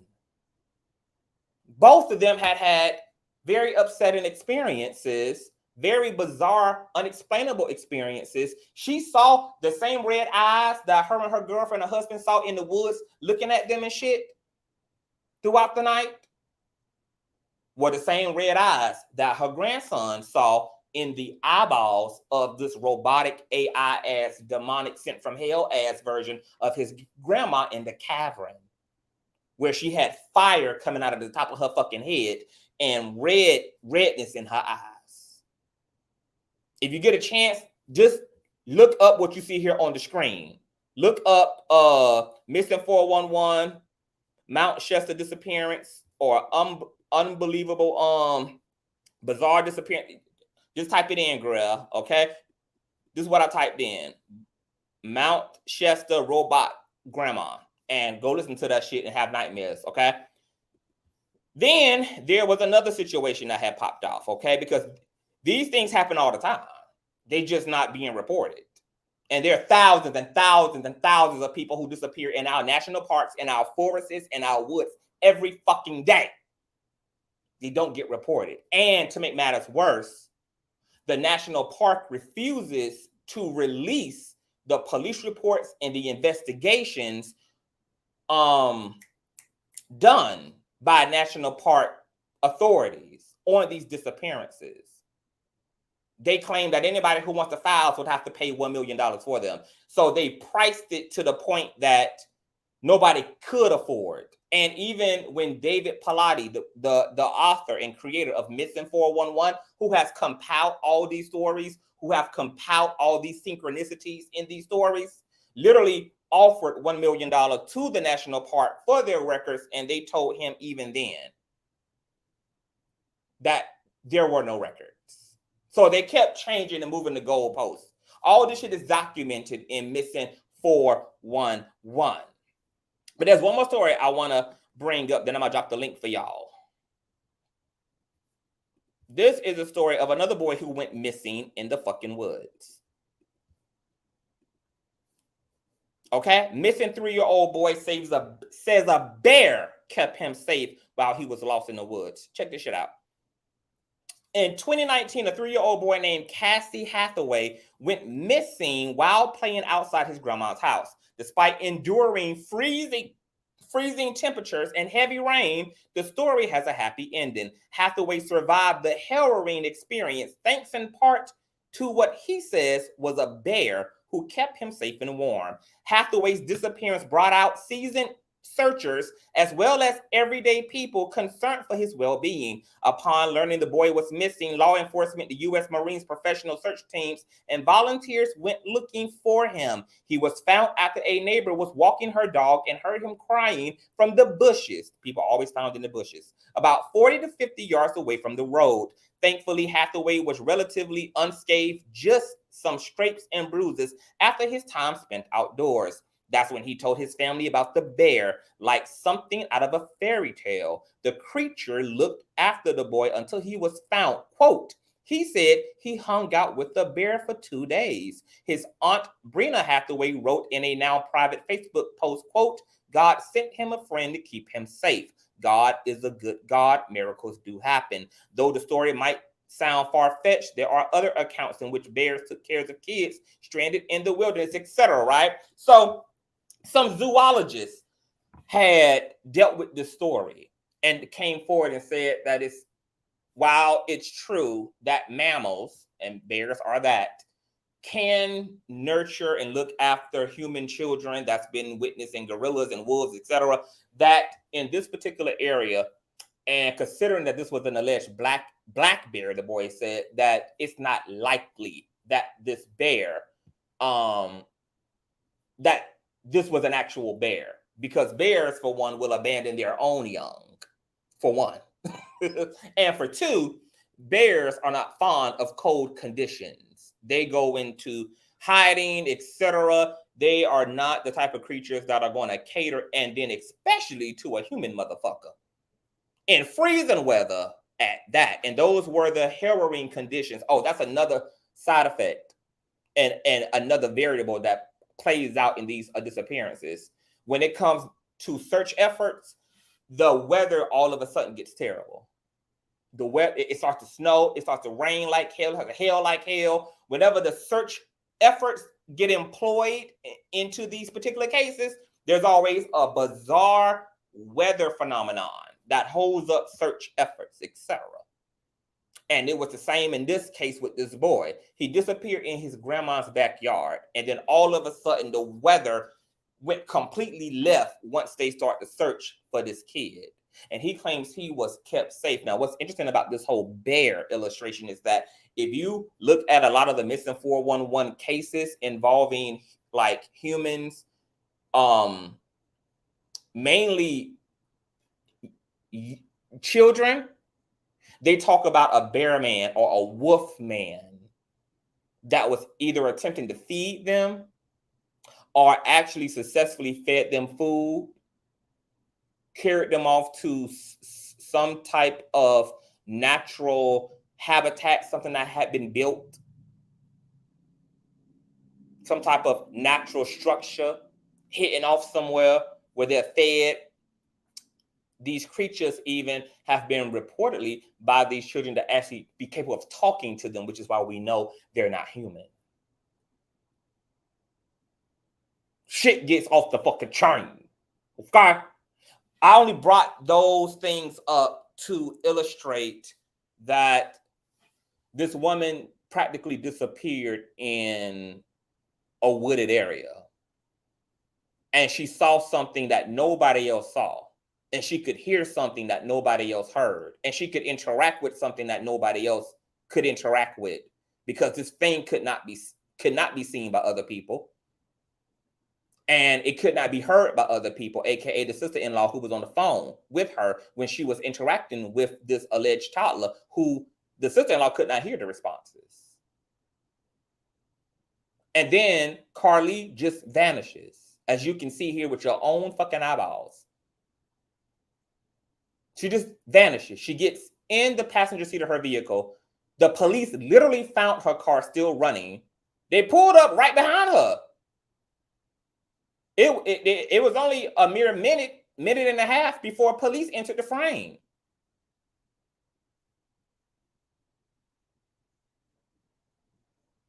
She gives out one single scream and it's gone. And my hypothesis is that this woman came into contact with the faith. She came into contact with a non-physical entity, and that thing transformed right in front of her ass. And that's it. But when it transformed, it also shifted. And it took her ass into another dimension, which is why her scream was cut off. And you heard nothing else. You didn't hear a consistent scream. You didn't hear consistent fighting. The sister-in-law heard nothing else. She heard a single ah! That was it. Everything else was trucks, cars. As you can see here with your own eyes on the screen, there's no other shadows interacting with her. There's no other shadows around the vehicle. There was a alleged tipper who I believe was a damn troll who called in and alleged that there was a gray vehicle and a brown-skinned man. A brown-skinned man? Really? A brown-skinned man. So the man was black. Is really what you're saying. Some of the reports say brown skin, some of the reports say light skin. I believe this was a racist troll calling in, trolling the situation of this missing ass black woman, trying to confuse up search efforts, because that's just what raggedy ass mayonnaise motherfuckers have time to do. This woman disappeared.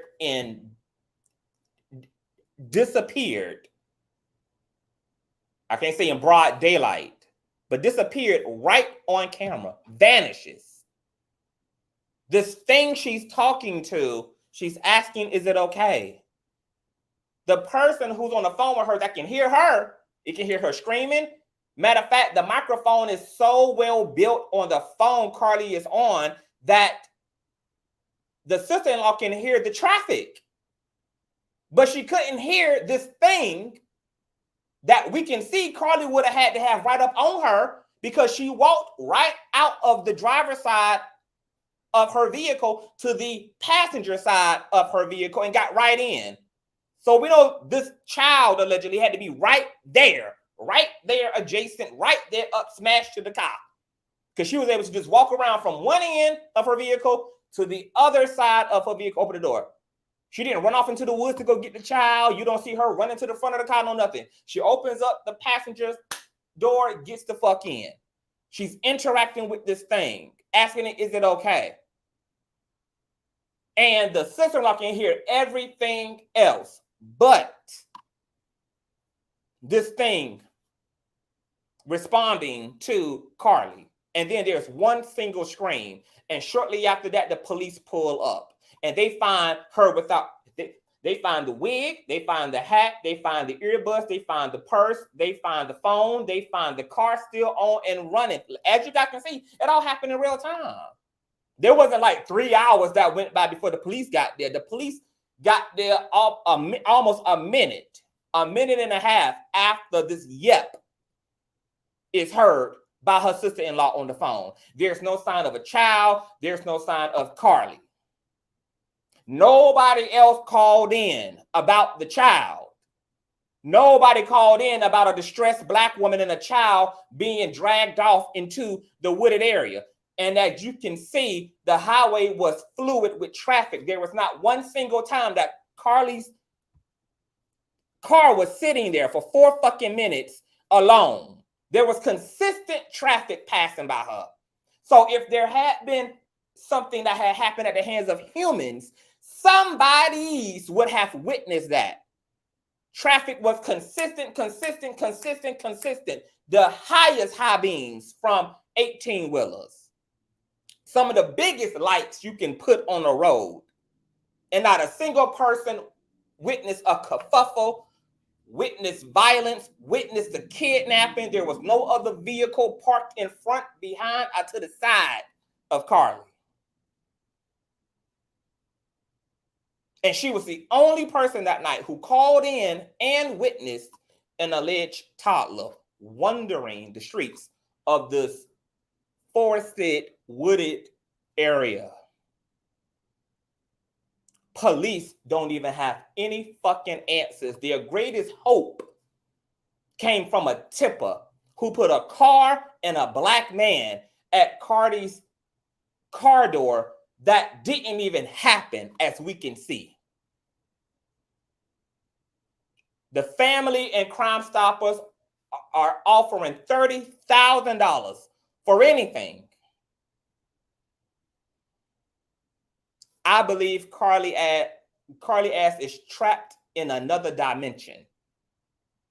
And what they don't need is police at this point. They need a shaman to come and speak to the spirits of that area to release Carlee's ass, which has actually happened in these type of cases. There was a man that disappeared in a remote jungle. I think it was in the Mediterranean. It was some fucking, I don't know where it was.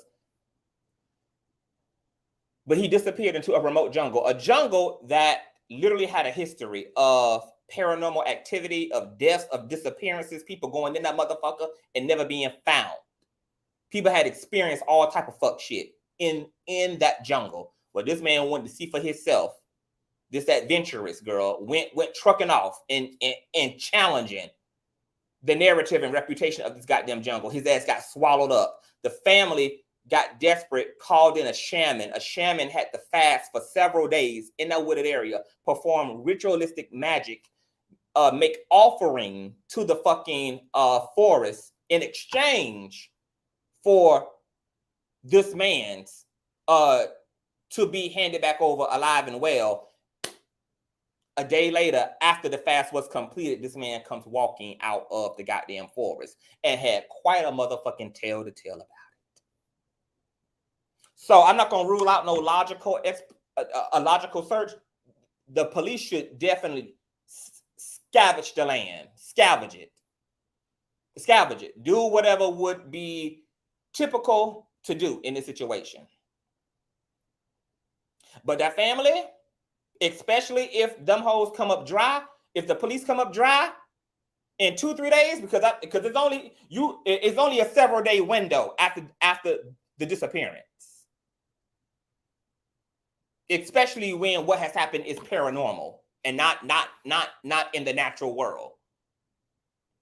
That's the order in the legend. Several days. You have several days to appeal to the environment, to the spirits in that environment, to reason with them.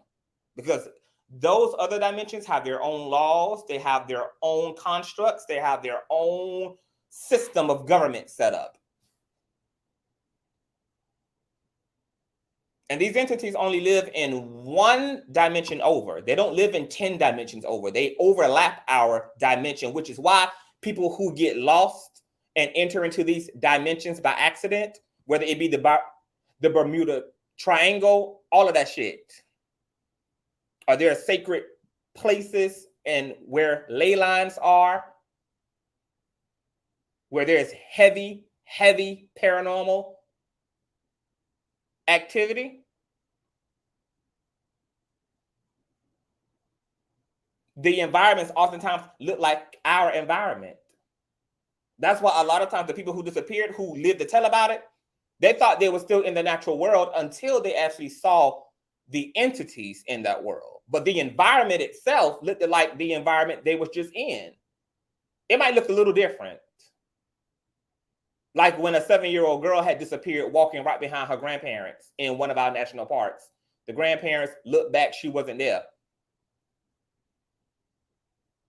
She said she felt the shift, but for the most part, the environment looked the same, except it looked kind of different because the path she was on, it wasn't there no more. She was just in like woods now. But it looked like the same woods she was walking in, but she was just off the path because there was a clear path that they were walking down to get back to the parking lot to leave. So the environment a lot of times looks like our dimension, but it's not inhabited by us. And when I tell y'all these stories are by the thousands and the millions and they're worldwide. The unfucking believable. And the paranormal don't give a damn whether the cameras are rolling or not. It will manifest on camera or off camera, which is why there's major proof for these things and these instances. The paranormal is not restricted to belief either. You don't have to believe it because it ain't about a belief. It's just reality. Your belief is not required, and whether you got a camera rolling or not does not restrict or isolate the paranormal or the spiritual world. So the big question is, what the fuck happened to Carlee Russell? And my explanation is that there has been yet to be a logical explanation from what we can see with our own eyes. Now I'm going to drop the link and allow everybody else to come up here who has a thought about what is happening in this case. If I have any moderators in the chat, please rotate the link. What happened to Carlee Russell? Hold on. I'm about to drop this link for y'all in case anybody does want to come up. I think I got some cash apps too, but I can't. My phone dead, y'all. So all my cash appers and things, y'all, I'll have to I'll shout y'all out in my next video because my phone is dead right now. Okay, I just dropped the link. I'm gonna also read some of the comments because I missed a lot of what y'all were saying. Faceted Perspective says, "Oh, sci-fi from the past has stories about these instances." Yep. Courtney says, "Or whether you believe it or not." It does. Yep. Dominique says, "I hope Carlee will be." I hope too, because people do come out If she's found, be prepared for some weird shit. If she can even remember and recall it.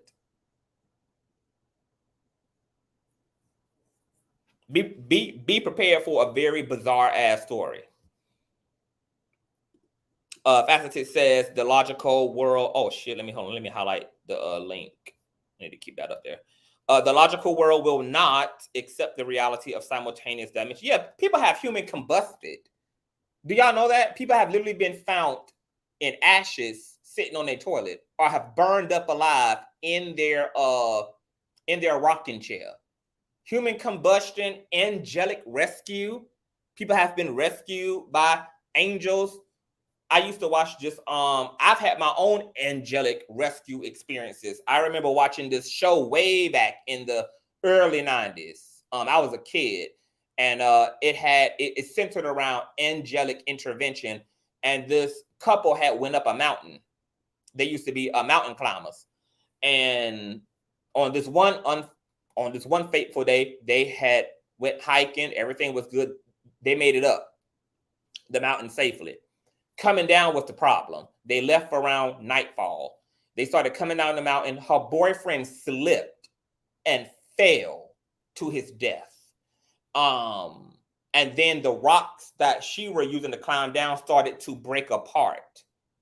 And at one point coming down, she actually lost her footing, and she started sliding down the side of the mountain. Just started falling down, sliding down. And she screamed out, God, when she started falling down, just descending down the mountain. 3 orbs, 3 balls of light came flying out of the atmosphere and smashed her up against the side of the mountain, so stopping her free fall. And those orbs stayed lodged up against her back until she got all the way down to the base of the mountain safely. And her boyfriend was down to the base of the mountain, of course, dead. She also saw those same orbs take her boyfriend's soul out of his body and take him into the sky. True shit. I have a cousin, my cousin, NBA player Jermaine O'Neal. You guys may know him. He was one of the youngest. He done broke all type of records. Used to play for the Portland Trail Blazers. He done skipped around teams. That's my first cousin. That's my auntie's son. Raised together, Thanksgivings together, attended his wedding in Hawaii, had a destination wedding, etc. My cousin Jermaine O'Neal, famous NBA player. He was driving one of his foreign vehicles. This shit was all in the news as well. The newspapers picked it up and everything. I think this was in the early 2000s. He was driving one of his foreign vehicles, being a nigga. For something happened, caused his vehicle to flip, rotate, bow, bow, bow, bow, bow, bow, bow, bow, bow, exploded, caught on fire. He's upside down in his vehicle, trapped in a seatbelt. Car is on fucking fire. There's no other cars in sight. He's on the stretcher road,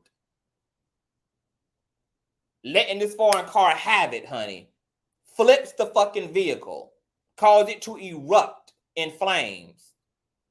My cousin was trapped in his seatbelt, upside down in his vehicle that was on fire, and a fucking hand reached through the window and ripped him from the seatbelt. He was trapped in the seatbelt. This hand reached through the window and snatched him out of the vehicle. When he lifted his head to look up to thank whoever the fuck this stranger was that saw all this, nobody in sight. Not a single human being in sight. Yeah, that's my fucking cousin. That's my auntie's son. Where you think I went to school at? I'm a shamrock. I'm gonna have to put up some pictures of y'all of us at Thanksgivings and at family reunions, but looked up to thank this man. Matter of fact, the reason why I can't fuck with no other laptop is because the first laptop I ever used was a Christmas gift by him, where he gave all his cousins, he purchased all his cousins MacBooks. The MacBooks we had were like $1,700. He got all of us MacBooks for Christmases, and since then I ain't fuck with another I ain't fuck with Windows, I ain't fuck with Dell, I can't fuck with no other MacBook, because that happened to be the MacBook, that happened to be the laptops. I'm talking about MacBooks. That happened to be the laptop of all laptops, and I ain't fuck with no other laptop since the MacBooks. So that's why every fucking laptop I have, it's got to be a Mac. I can't do nothing else but a hand snatch him. And if you, in my family, we are a supernatural people. My grandma has stories. His mama, my auntie Angela, she has stories. It's the whole family has experienced the supernatural on the extreme dramatic fucking side. So we all have our anecdotal experiences, and then when it just comes to these experiences that are well documented, etc., I mean, it just is what it is. So ain't nobody hit the links. I don't know whether y'all are dumbfounded now, but as of right now, with this footage and with police scratching their heads, it ain't given natural phenomenon. This woman was the only person that night to see a wandering toddler. And you guys, let me put up the footage again. You guys see that there was consistent pedestrians traveling that night. And yet she was the only person. Hold on, y'all. I got a burp. Hold on. She was the only person that night to see this thing. And once she got into close proximity to it, got out of her vehicle to check on what she thought, what presented itself as a toddler, was something else. And she scrumped. She scrumped, one single scrump, and her ass was gone out of her wig, gone out of her motherfucking hat. Snatched this thing, vibrated both of their asses into a whole nother damn reality. She changed frequency just like that. I bet you they're going to find them clothes. They're going to find her outfit. The Fae returns the outfit with the body. So if she's found unalived, more than likely they'll find her clothes somewhere in the area. And if this is what has happened, and I believe that's what it is, because right now I can't come up with nothing else based upon the actual footage, the evidence. I can't come up with no logical explanation. If she's found unalived, her clothes are going to be found somewhere in the area. Her shoes are going to be found somewhere in the area, and they're going to find those shoes paired together. And if she's found unalive, rescuers are going to say, we searched this area 100 fucking times, because that's how the Fae does too. You will find the body in a place that has been searched several times, 11 times, 20 times. And then all of a sudden now, hold on. You hit the link? I don't see nobody. Hold on. I'm about to drop the link again. Did anybody else hit the link? Because ain't nobody in my green room, so I don't know what that's about. I wonder if she has a connection to the earth, and she might have, because like I was saying earlier, Faceted, a lot of people are unconsciously connected. They have like unconscious psychic ability, and these type of things happen to them. These aren't even people who classify themselves as psychics or mystics or soothsayers or etc. But you don't have to label it, and your gift don't have to be like obviously what am I saying? It doesn't have to be active in an obvious way, but under certain circumstances for whatever reason. It could be the environment that's charged, and then that shit triggers your own psychic capacity, and then boom, you get a recipe like this. You get manifestation. Most manifestations of paranormal and psychic and supernatural phenomena has happened to people who weren't looking for those manifestations, who weren't asking for a manifestation. You know, but because we are psychic beings, because we're divine, we have souls, we are God incarnated. By nature, we are psychic, whether we're trying to be or not. And we're going to experience psychic and paranormal reality, whether we are intentional about it or not, just because of what our nature is. I want to welcome Tiffany, Strange Peaches, and Hellaroon to the platform. Hey, Tiff, I'm gonna let you go first. Girl, what in the hell do you think is going on with this damn car? This shit is crazy. What do you think is? Oh, let me turn. I got my TV. It is, and when I saw you had something posted, I was like, wow, because when I got home from work and I saw it, it was just like, what is happening?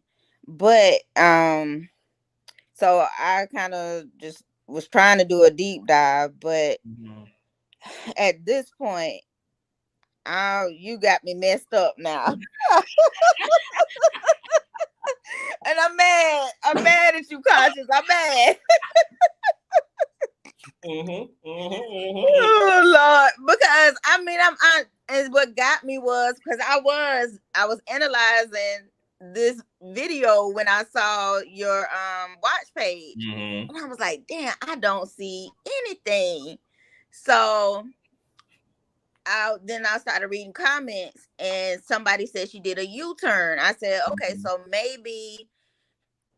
I'm sorry, I have to laugh at myself now.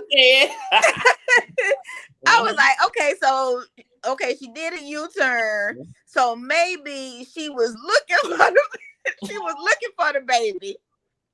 She was.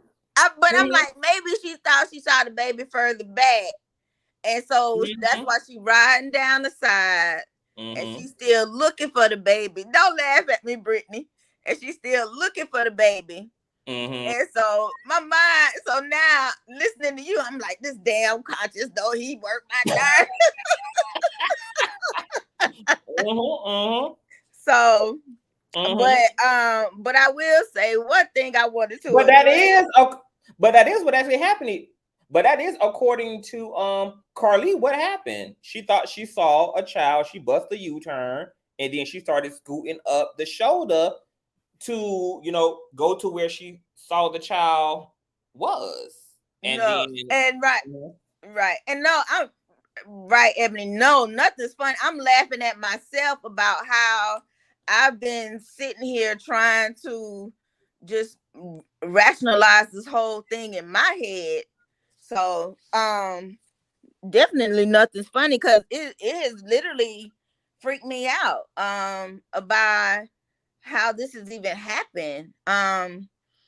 So I'm laughing at myself, not laughing at me, laughing at the situation, because at the end of the day, this is a Black woman, and it made the first thing when I first saw this, it made me think about our conversation from last night, parts of our conversation from last night.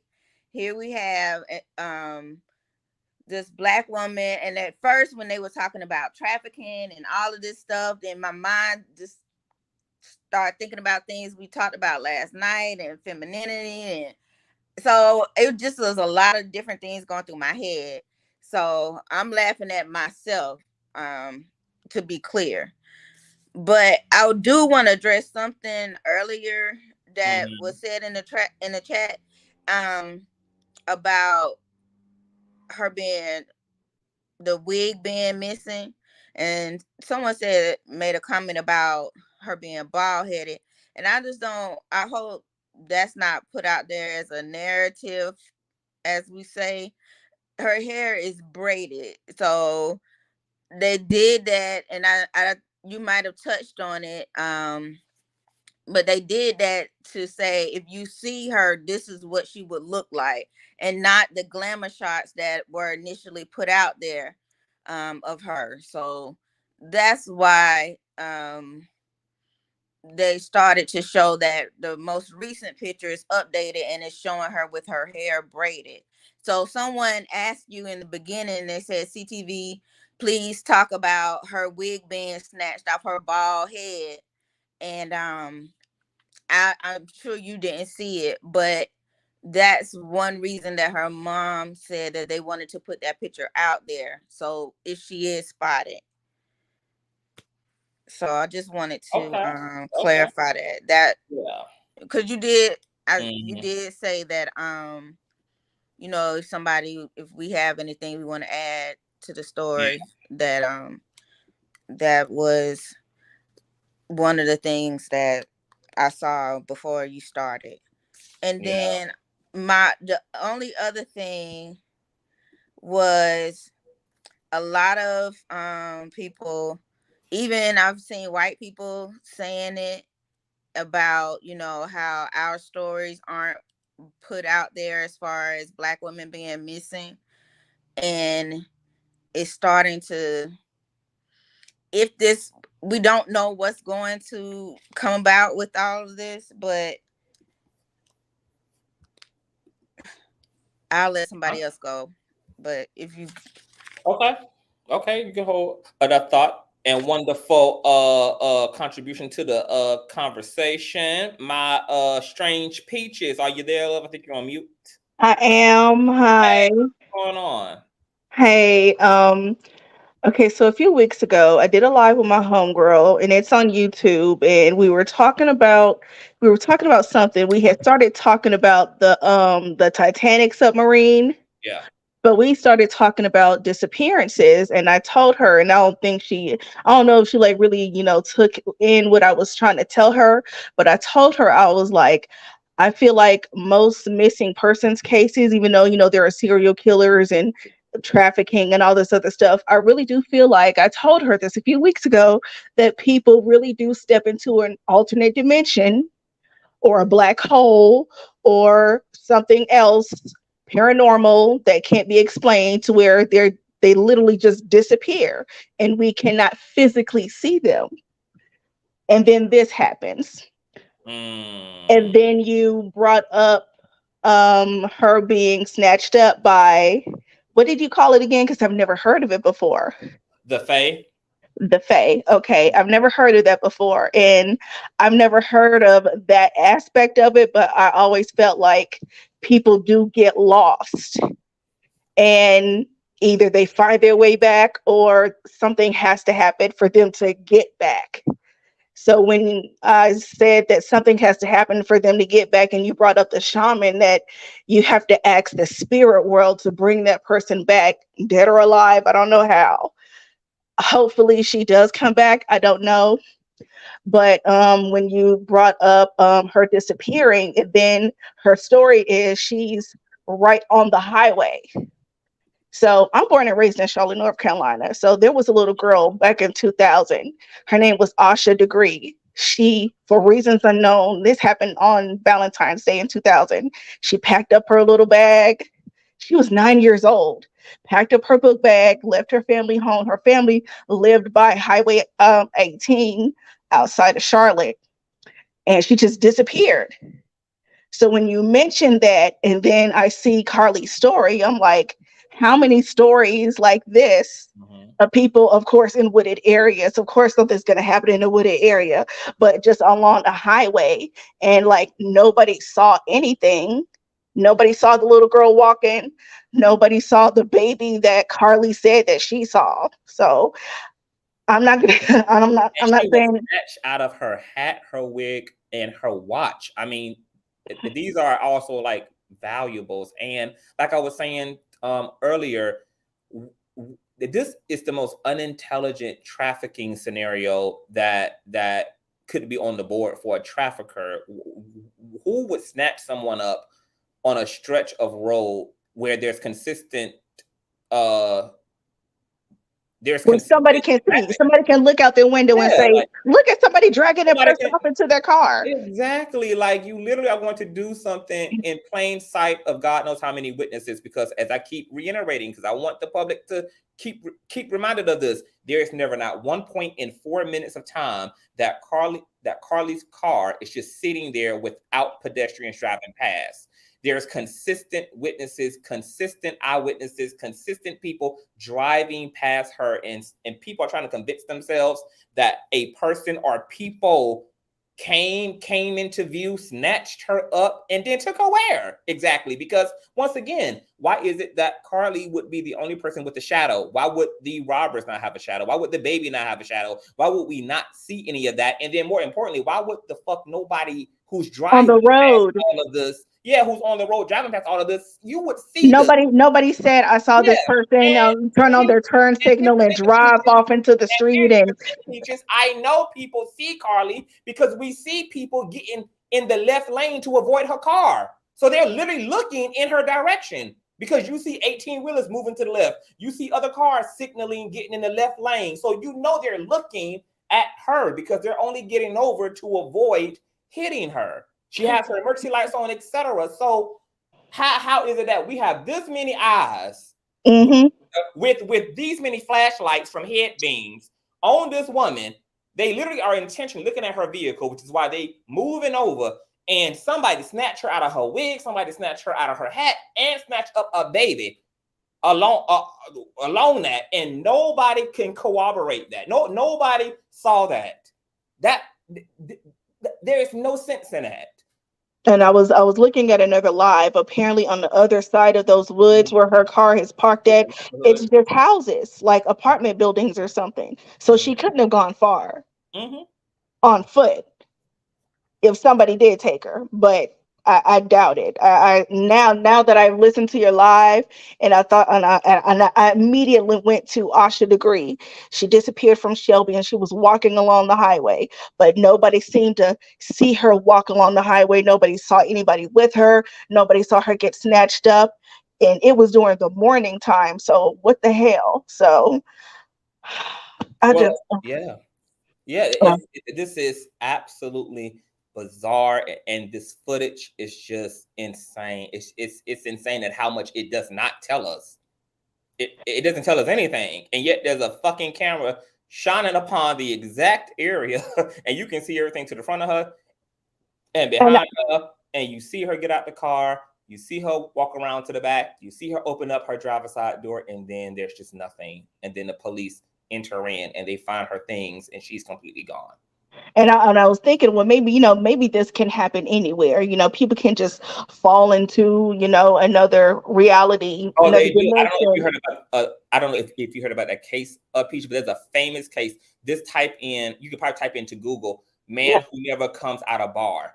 There is a bar. I forgot where it is, but there's a man. He entered into a bar, and he never came out. And there's surveillance camera on the bar. They piled through hours and hours of surveillance footage, and this man never comes out the bar. Neither is he ever found inside the bar. Brian Schaefer.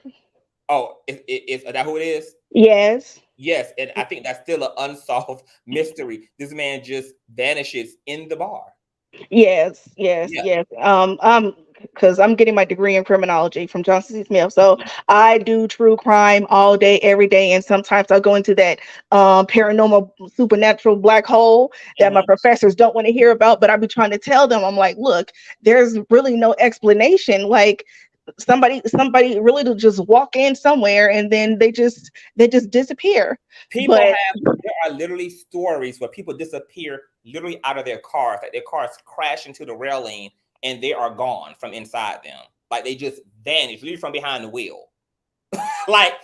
And I know this stuff sounds far-fetched, and I so wish that it was. And this is why I don't just have to start reporting this type of news. I'm gonna have to have a special supernatural mystery segment on my channel where I highlight the craziness that's going on in the real world that is outside of the type of news that is pushed in front of us. But it's extreme. So my question to you before I get to another guest is so what do you feel has happened here? Like, do you feel this is about human hands? Do you feel like something else is going on? Do you feel she'll be found alive? Oh, I think that Peaches. Okay, she's back. Hello. Out. Yes, I'm so sorry, boo. Oh no, okay, I'm sorry. I pressed the back button and I fucked around, but yeah. So in the whole wooded area thing, I know the highway along it's a wooded area, and people going missing in national parks and stuff like that. I wanted to do a study, like how many Black people do you know actually go missing in those scenarios? Because we don't do that type of mess. Well, actually, I think over 100, 200,000 something. No, I think it's 60 to 70 something thousand Black women go missing each year. They just vanish. Their cases are unsolved. I know we vanish, but like in the case of like us going camping and stuff like that, and doing that hiking and that rock climbing and shit, and then we probably don't make up a great percentage because we don't really be doing the hiking camping thing. So we probably don't make a whole. We probably exactly. So of course, most of the stories that I have, and interestingly enough, most of the stories that I've read, like even most of the stories that are archived in David Pilates' 411 missing document are of non-Black people. Exactly, because we don't go in the woods recreationally. That part. No. Okay, well, hold that thought for me, boo. If you want to hang around, of course. You can. I think we have Halo Room. What's going on, sir? Can you hear me? I think you're on mute. Hello? Can you hear me, Halo Room? You are off mute because I can hear your background noise. Okay, something's going on. Hey, Brish. Can you hear me? Hey, Conscious. Hey, how you doing? Good. I wanted to hop on because I've been a fan. I've been watching your videos for so long. Well, thank you. Yeah, so basically I've been interested in this case for like last night, but it drove me crazy because no one would report on it. So when I seen your video pop up, I instantly clicked on it. But I thought it was interesting that you reported on the missing 411 stories. I've been following those stories for the last couple years. I'm a horror screenwriter, so I love the paranormal and unexplained type of situations. When I heard about Carlee's story, I immediately just thought it was a human trafficking problem. But a TikToker, she made the video black and white and you can see two figures, but I thought when you presented your case on the missing 411 stories, you can't actually see Carlee go anywhere, like she just disappeared in the thin air. So when you made your case about the missing 411, I did think that was a good point because you can't see her go anywhere. Like you don't see her being dragged off or anything. So I thought that was interesting. You would have had to see all that because she went and sat in the car. So for her to come out her wig and her hat, this would have been something that would have happened outside the vehicle. Because obviously it would have had to been some agents outside of the vehicle. Not that would have been a struggle. And then it's just odd because this is the thing that really got me is the fact that once she got up close to this thing and she started speaking to it, something clearly happened, which is what made her scream. And then the fact that the sister-in-law could not hear any of the responses from the child. And then the fact that all the sister-in-law could hear was the traffic. You would have heard a lot more than that if whoever these people or persons was had to snatch up not only Carlee, but they had to go snatch up a baby. You just would have heard a lot. It would have been a lot of grass. It would have been a lot of kicking up dirt. It would have been a lot of shuffling like on cops. Shuffling. You just would have heard her even if they would have had their hand around her mouth, you would have heard her like screaming through the mouth. You would have heard the murmuring. And I don't understand how people can believe that all of that happened, and then you have people consistently on the stretch of road who did not see any of that. They didn't see this woman being being ripped out of her vehicle. They didn't see anybody snatching up a baby. They don't even see a baby. I mean, it's just it's given something very non-human transpire. Like it's just not physical and natural. And the part is, I would assume, like, yes, David Paulides does talk about portals and stuff. Maybe she did end up in a portal, but and that baby has something to do with it, right? And you talk about the wooded area, but the wooded area is not actually deep. There's a housing addition beyond the wooded area, so it's and guess what? crazy. If the police go and investigate, because I'm assuming that they're going to question neighbors who live in those hello. They're gonna, I think that was Halo Room. They're probably going to, I'm certain, question those people who live in those apartments to see if they saw or witnessed anything, if they, you know, if there was any activity going on, you know, that was strange and out of the ordinary that night, that evening, etc. If that comes back clear, I'm going to be even more convinced. And here's the thing, boo.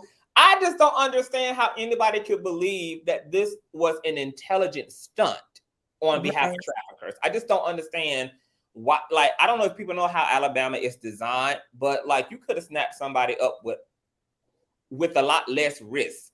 Like there's a lot of empty roads that people have to travel because Alabama is country. It's very wooded. It is populated, but it's very country, and there are other roads that people have to travel throughout the morning and the night. And it was other places they could have set up this heist that wouldn't have been such an endangerment to a child, for one. And that still would have accomplished said goal without so many eyewitnesses being at the scene of the damn crime. I mean, look at how quick it took the police to get there. The police are pulling up literally a minute or so after she gets to the other side of the vehicle.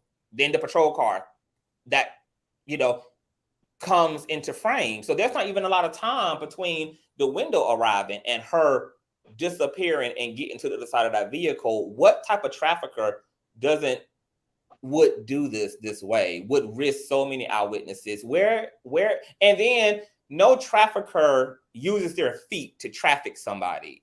I'm more up and put their ass in vehicles. They don't snatch them up and then risk dragging them through streets and roads, and then this would have had to be a group situation, because one person wouldn't have been able to also subdue Carlee and also subdue a damn baby. So there would have had to be more than one person involved in this whole thing.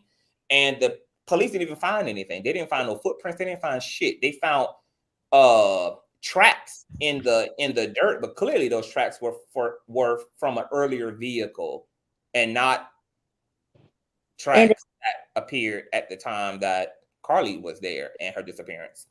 It does sound like missing 411, because someone did mention that the FBI got involved, and usually FBI, the FBI entity does not get involved in like missing people cases, but David Paulides always talks about is eye-opening or like a missing 411 case if the FBI does get involved. And I seen the search dogs out there as well in the video. If they lose the scent, like it just disappears within thin air, it would sound like a missing 411 case. But David Paulides does not typically report on a lot of African Americans within like the 411 like whole conversation. But Alabama he created a map, and Alabama is on one of those hot spots of like strange stuff happening. So absolutely, it's gonna look. I would be shocked if there's a logical explanation. But I'm gonna be looking for it. I'm not the kind of person who jumps to the paranormal conclusion, even though I'm a spiritualist. I'm a mystic, my damn self. But I'm also very logical and balanced. And so when I first heard this, I'm like, okay, cool. This is definitely she probably was trafficked, kidnapped, and then I saw this footage. And I'm just like, oh, hell no. Like it ain't like I can't. Once you see the footage, like you're not afforded to just imagine what you want to. Like if you just had the story and we didn't have the footage, then yeah. But now that I've seen this, I don't have an explanation for how this woman disappeared within this time frame. And I don't have an explanation for why nobody else reported a wandering toddler. I don't have an explanation for why the sister-in-law only heard Carlee's responses, but didn't hear any of the responses from this alleged toddler. I don't have any responses. I don't have any explanation for why there's no other shadow would have obviously been visible if there would have been somebody snatching her up. We don't, and then the whole side of the road that she's on is lit up consistently because there's cars and headlights constantly illuminating the areas in front of her and the areas behind her, and we just don't see none of that. And I just don't have an explanation for it. Why are all her valuables still left? Her vehicle is still running. Her Apple Watch is in her purse. Her purse is still there. Her wig is there. Her hat is there. It's just like, what the entire fuck? And the police are, once again, the fucking police are scratching their heads. The police don't know what the fuck has taken place here. So, it's not for those who feel anxious about like not having an explanation. Don't. Even the police don't. Okay, so let that be your confidence to rest in your what the fuck, because even the police are what the fucking at this point. Okay. Have you seen where police, I don't know if they would still do this like nowadays, but like back on like Unsolved Mysteries, police departments would use like psychics or mediums to try and figure out what happened if somebody went missing or murder. Like, I don't know why law enforcement won't go that route. I don't know if there's like a formal explanation, but I'm pretty sure they would find out a lot more information just using a medium. May I chime in? Hold on for a minute. Hyaluron. They may go that route, but we used to hear a lot of that involvement back in the early 2000s and late 90s. They would use mediums, but I ironically, I can't recall the last time I heard about police utilizing psychics. I know they still do, but I don't see a lot of publicity behind that. But I do think under these circumstances, because of what we can see in the footage, that the family should really consider also enforcing that. And even if they have to privately hire their own medium to get involved and to discern and fill out what's going on here, I think that they need to do that and do that a lot sooner than later. Because when it comes to people disappearing, and you don't have a lot of information about why and context, etc., God only knows how much time people have when they have just vanished at the hands of somebody or something. So that's a good point. Yeah, I hope that's something that the family considers. I want to welcome up. Hey, Laroon, can you hear me, sir? Are you there? Yes. Hi, CTV. Hey, Hi, everyone here. You can hear me? Yes, I can hear you loud and in color. What do you think about Fantastic. Yes. Hi, everyone. Oh my gosh, I don't have a lot of time, CTV. I'm just going to say really quickly because I'm at work. That's why like the sound was messed up. But listen, when I was on my way to work today, I heard this story just in my ear, and the first thing in my head was, "Oh, that's human trafficking, that's sex trafficking right there." And then I'm at work, and I see that you are going live, and I was like, "Yes," because it's been a boring day, and this is the first time that I saw the traffic, and I'm one of the people in the chat talking about this is sex trafficking, they set it up, but I had not seen the video until now, so I had to call in because I put all in the chat, "Oh, this sex trafficking. I had to call in and say I was wrong, and I'm a Pisces. We don't say I was wrong often. Okay, I was wrong. You have really like I was like, no, see them lights over there, what that is, and you was like, that's a reflection from the fucking turn signal. There is no. You have really opened it up for me. I want to thank you so much for breaking it down because I only heard about it. And I have seen video and story where people are picked up in broad daylight at the mall on a busy street. And so when I heard the story, that is exactly what I thought. But now I do believe that she must have no clipped into the back rooms or something because that this video does not is not congruent with anything that I've heard. But I'm gonna listen to your reply, but I have to go. I'm still at work. Thank you so much for keeping me entertained for these past 2.5 hours. Thank you, thank you, thank you. Love you all. I'll be listening. Love you too. That was Haileron, you guys, one of our conscious crew members. Love him.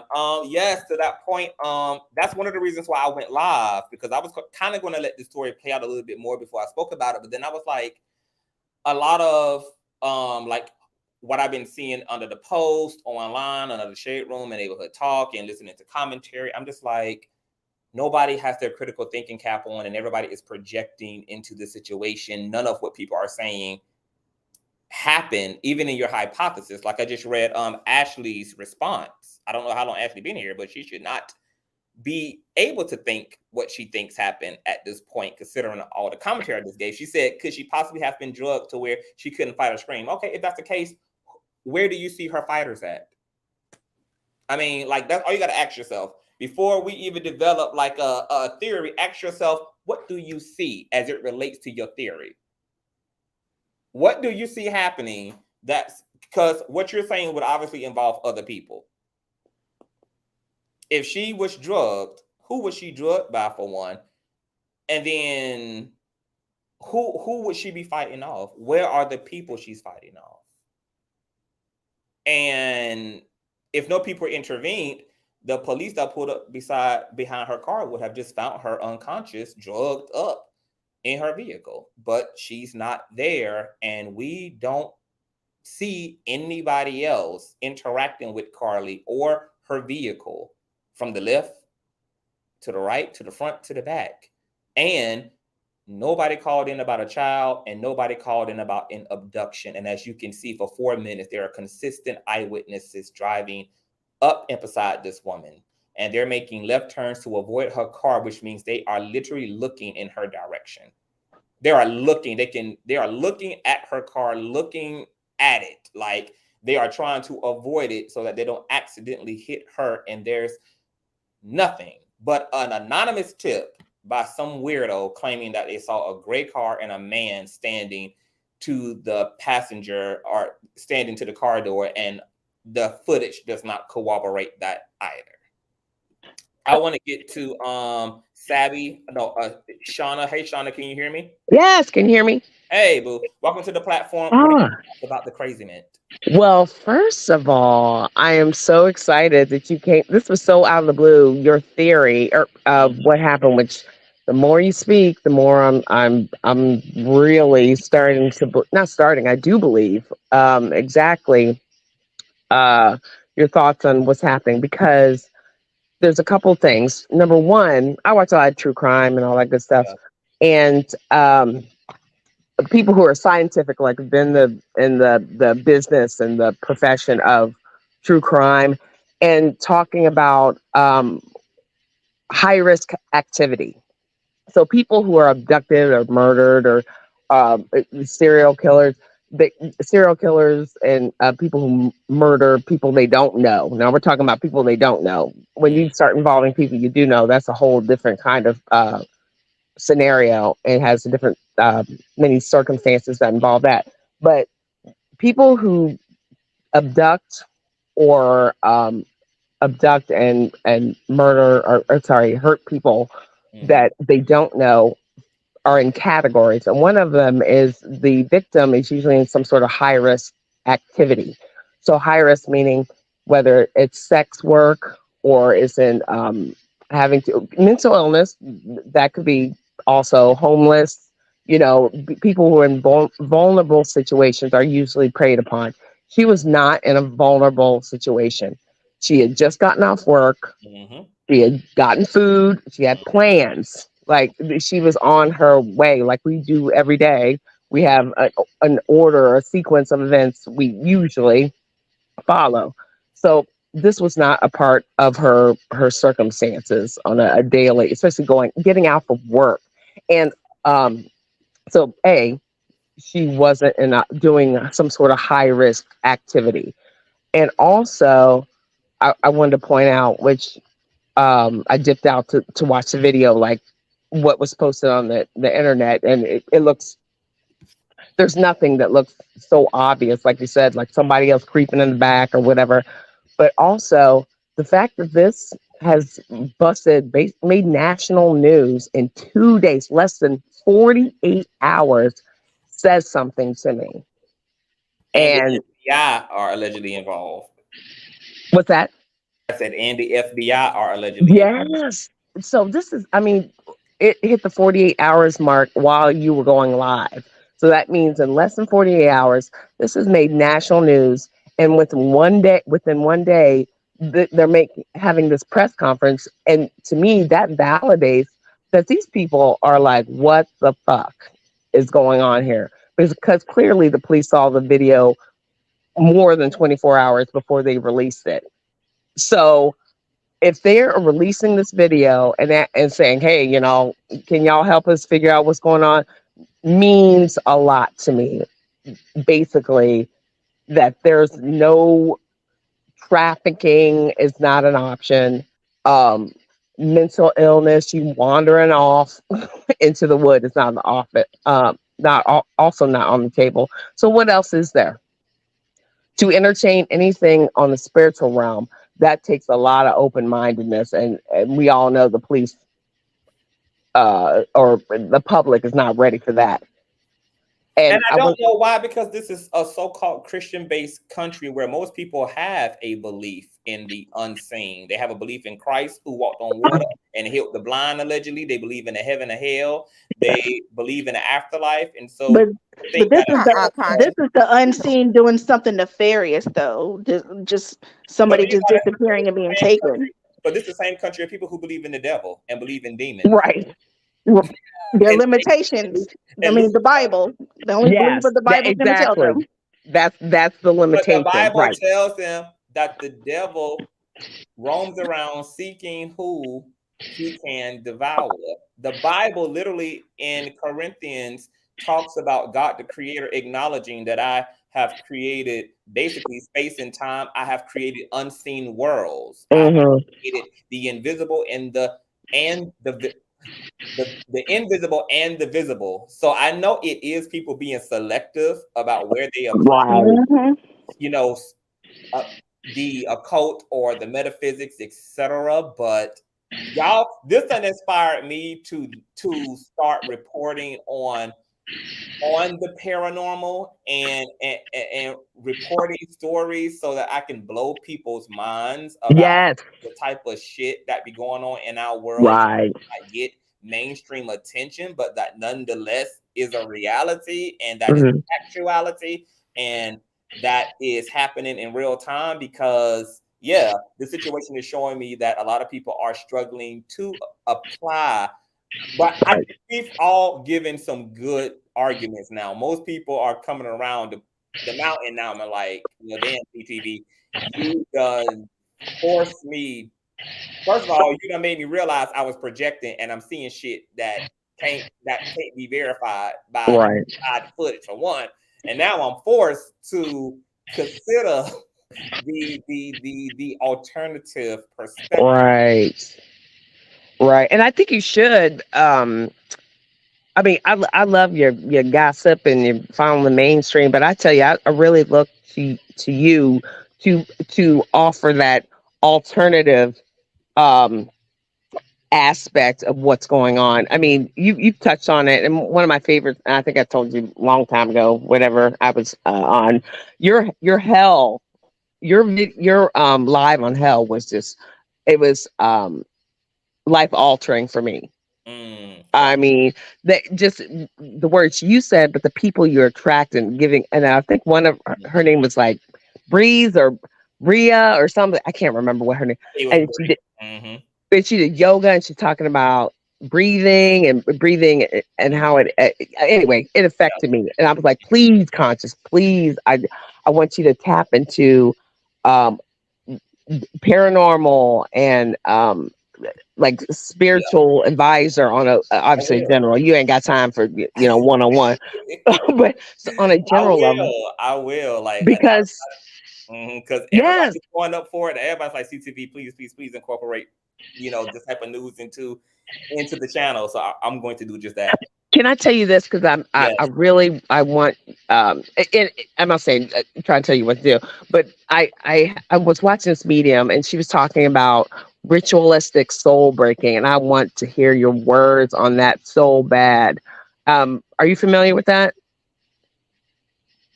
I'll say it again. Ritualistic soul breaking. No, ritualistic soul breaking. I do know about the concept of breaking soul ties. Yeah, well, ritual, like breaking somebody's soul through like SA, like how people do that. Yes, I've heard about. Yes, I haven't heard that term used for it, but yeah, I've heard about the concept. I know about the concept. Yeah, like how people, and it ties into our society, how people control people through SA. And then kind of Diddy was kind of involved in that anyway. But anyway, and that's why you find a ritualistic sexual abuse like in Satanism and in cults. Yes. Just that. Yes. The whole thing. Yes. See, I'm getting into that. Y'all better be ready. I'm ready for it. The platform is about to have a whole another edition, so buckle your seatbelts up, y'all. We're gonna be getting it. So what was Beyonce really saying? Y'all inspired me now. So yes, because that's how people. When she was saying, "You can't break myself," what was she really saying? What was she really saying? Right, like that part. Because that's how people protect. That's how you're arming us to protect ourselves. I think that's helpful. Part of that could be your empathic reach is, hey, this is how you protect yourself and this is how you protect your children. It's not as simply as don't let your child go to the neighbor's house because you don't know them. It's more than that, and protection and protecting your own soul from being taken advantage of. We're all going to be weak at some point in time because of circumstances, but just being able to recognize it. But anyway, back to one other thing about Carlee, that her opening up the passenger door, I cannot get past that, because say this is real life and she did see a baby, and it's just her movement is weird to me, and the fact that's why also inclines me to believe in what you're to truly understand what you're saying, that this is from a different dimension. Like, why would she open up her passenger door? Do you think she may have been in a trance? Well, I think she obviously got out to open the passenger door in order to interact with the child, and to probably out in the passenger seat with her. But I think because she had already called the police at this point, so she probably had opened the passenger door so she can go to where and that's also weird though, because as I was saying, if there was a child, she have driven so close up, because you don't see her like going around the car and going off into the grass. You see her just literally circle the vehicle and open the door and get the child. Ooh, I'm getting chills. Where was the child physically? Because I don't like it. It wouldn't have made no sense for her to drive that close up to the child without risking running the child over if there was a child. But for whatever reason, she just circles her vehicle as if. It's so weird. Yeah, why would you automatically go to the child? Like, get out your car and go to the child. Why would you? She was concerned.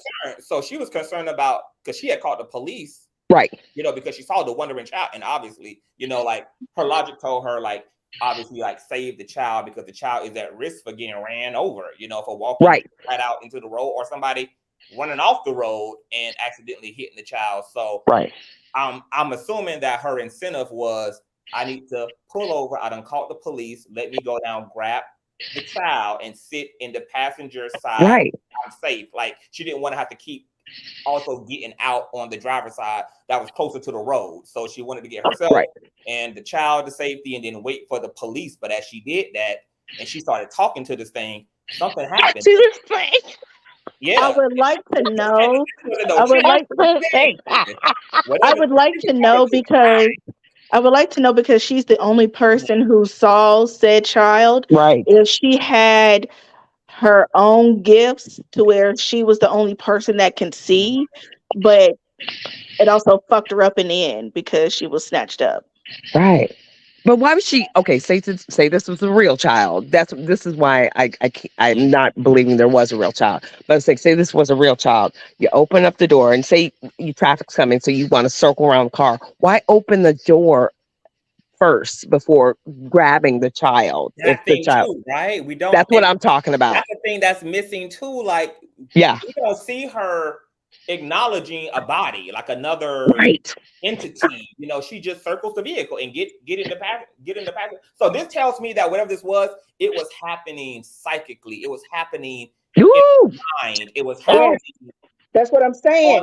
It was happening in some other space in her. Yes. It was not something that was supported by the natural world or by logic and by our right having some type of psychic experience.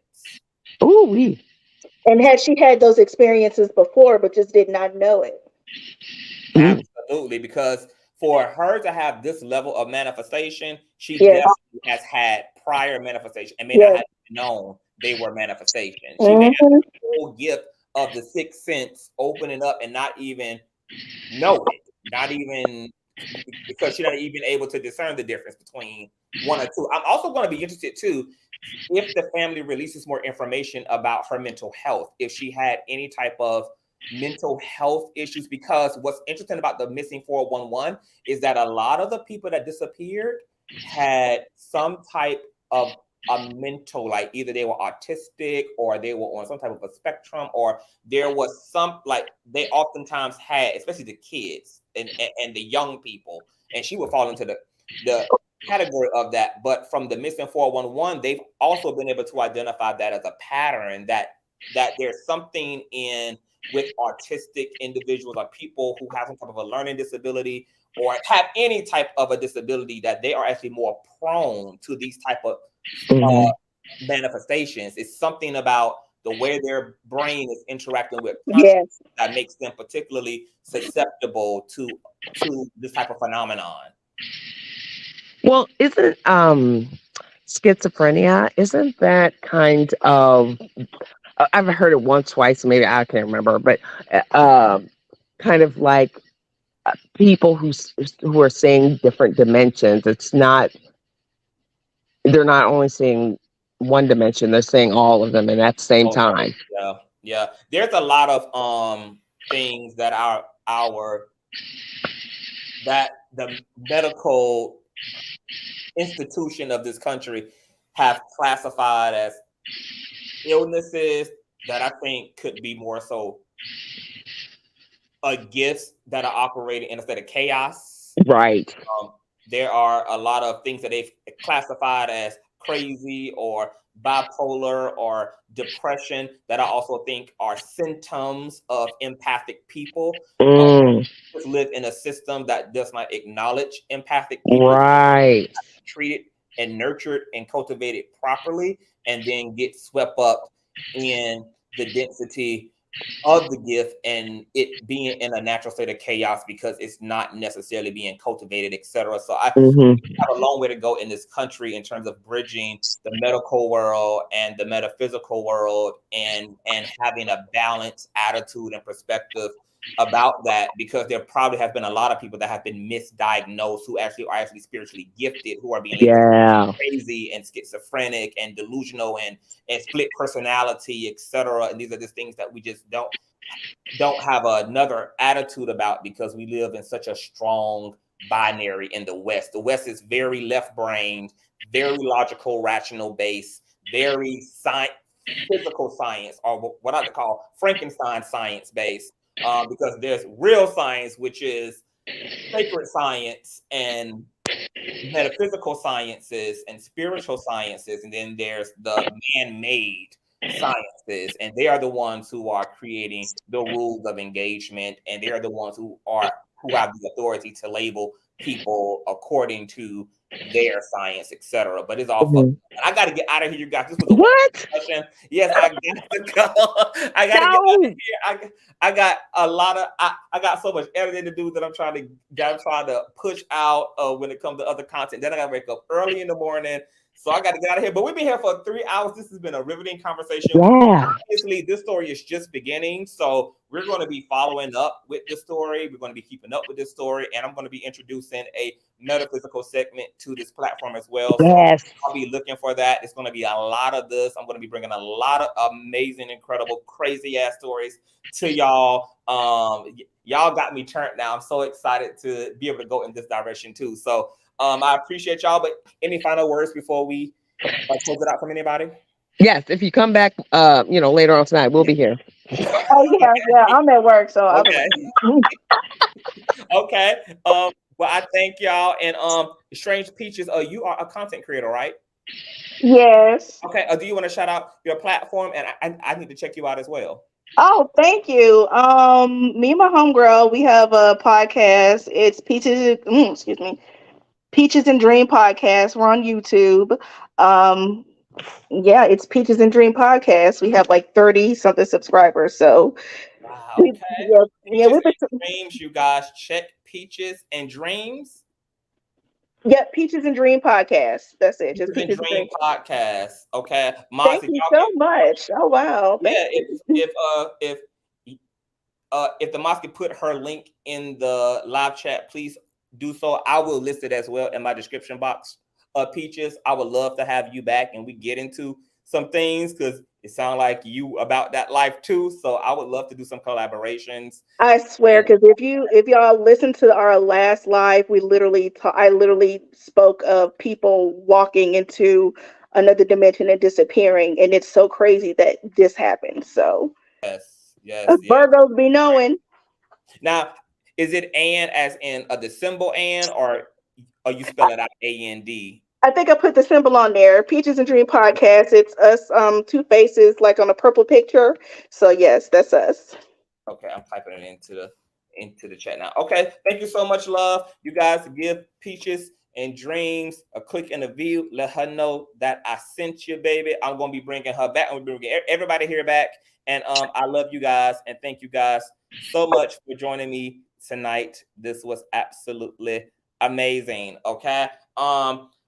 Once again, this is my hypothesis right now. I'm willing to change up my whole attitude if, as the investigation goes on, there are things that make logical sense. But right now, based upon where we at, it's giving raptured up, baby, to the upper room, honey. Okay, Miss Carlee done been transferred into another damn dimension by a elemental entity which does have the ability to swatch out dimensions. They're able to come in and out of our dimensional space. They're able to take us into theirs.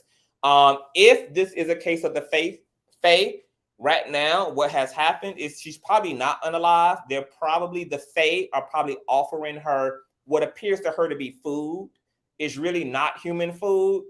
They put a glamour spell on twigs, berries, and the things that they energetically feed off of, and they will present those twigs and berries, sometimes even poop, because the Fae is very mischievous. They are a lot like humanity, whereas you never know what you're going to get per Fae. They all have their own individual personalities. Some Faes are really kind and very loving. And once again, the Fae have been known to assist humans who have gotten lost when they've gone astray on paths, etc. They have directed them in the right directions. They popped out of nowhere and assisted humans. And then there have been the treacherous dark side of Fae experiences. Just like humanity, you never know what you're going to get per person. Somebody may be kind and loving and Christ-like, and the other person may be crazy and diabolical as all hell. The Fae is a whole species of spiritual beings, and they are adjacent to the angelic community. Okay, when God made the angels, then God made the Fae. Okay, and they are the guardians of our gardens. Okay, the woods, the forests, the mountains, etc. They are the entities that pour vitality into the land. They take care of the land. They are very protective of Mother Earth. Okay, matter of fact, I'm gonna tell you how serious this issue is with the Fae.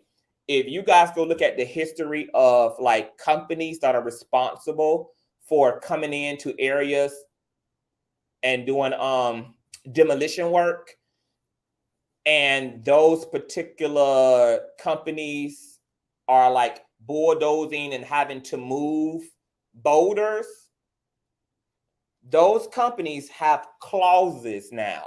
Those demolition companies have clauses now where if they come upon an area with boulders, they have to now work around boulders, because historically there's been deaths when those companies try to move those boulders.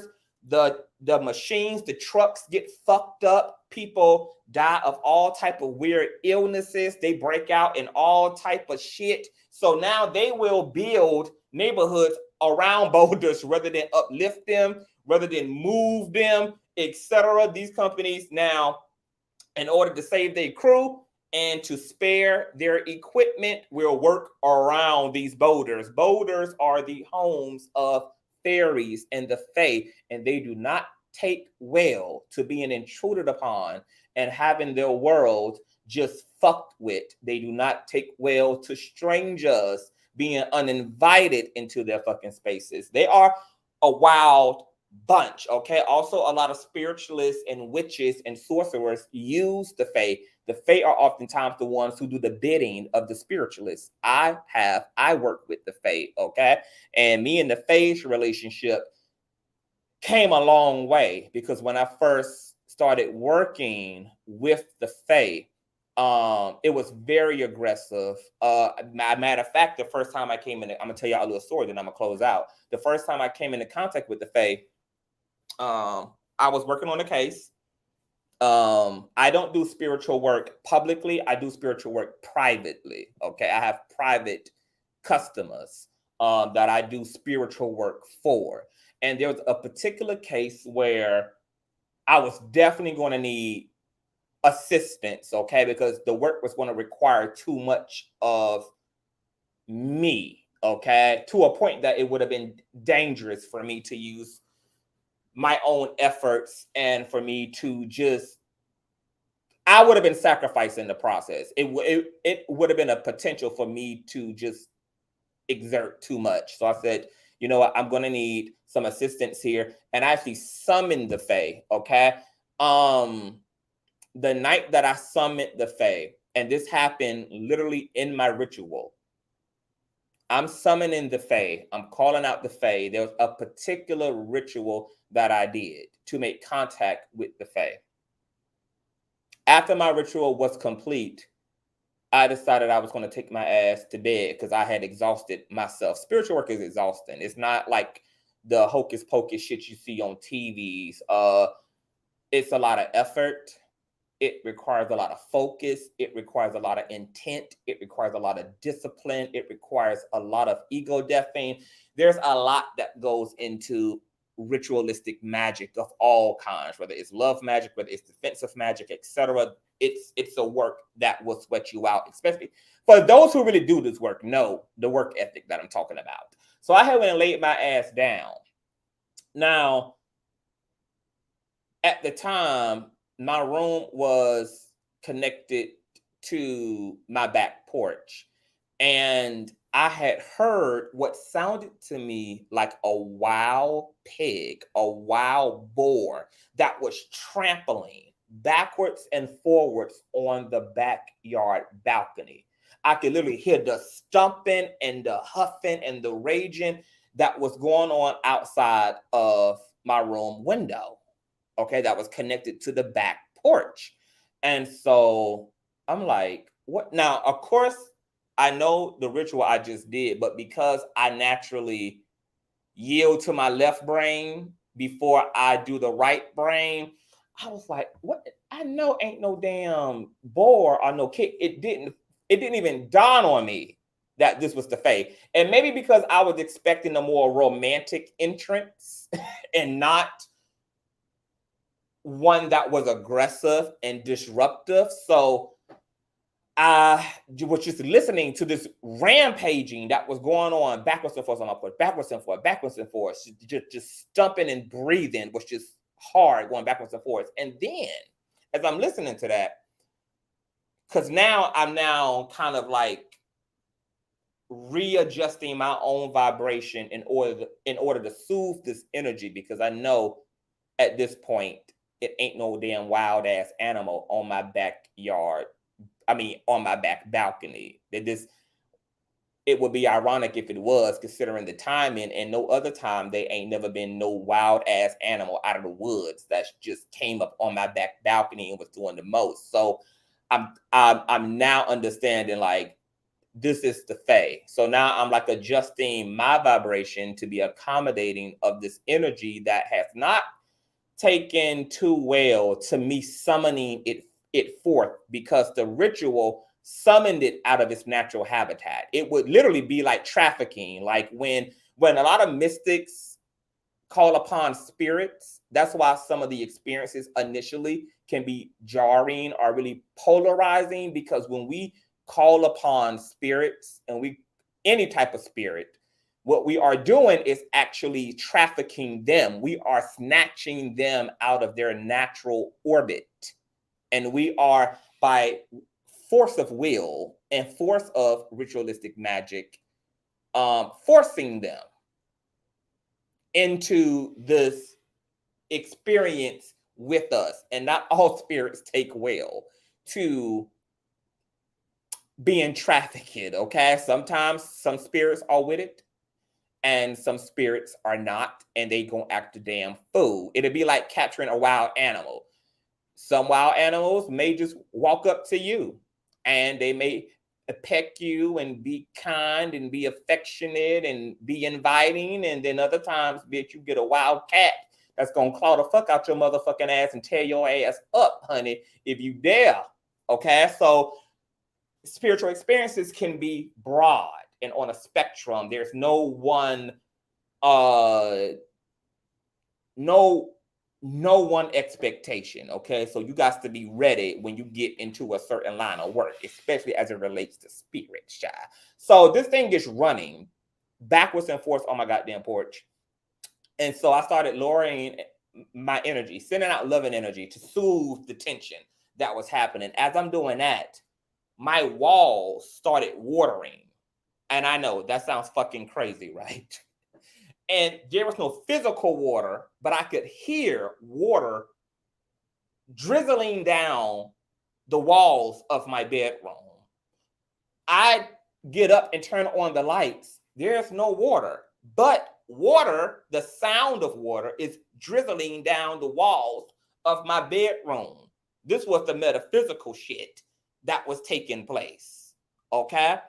And then I eventually used a spirit bottle, which is equivalent to a genie's bottle, a spirit bottle, which was, it had been charged, it had incantations on it, it had been fasted over for 2 weeks, etc.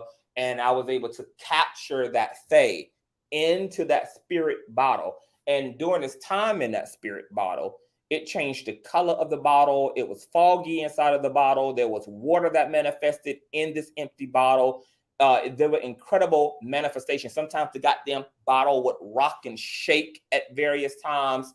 And I ended up having to build a relationship to that fae. And that fae has been with me now for about 4 years. 4 years. But it started off really fucking rough. And if I did not know what I was doing, I could have got fucked up, baby. Okay, because the fae will fuck your shit up. They will terrorize your fucking house. They will break down relationships in your home. They will destroy objects. They will even try to possess your ass. Okay, so they are a very powerful species of spiritual entities, and they have magical influence, both good and bad. The fae can bless work.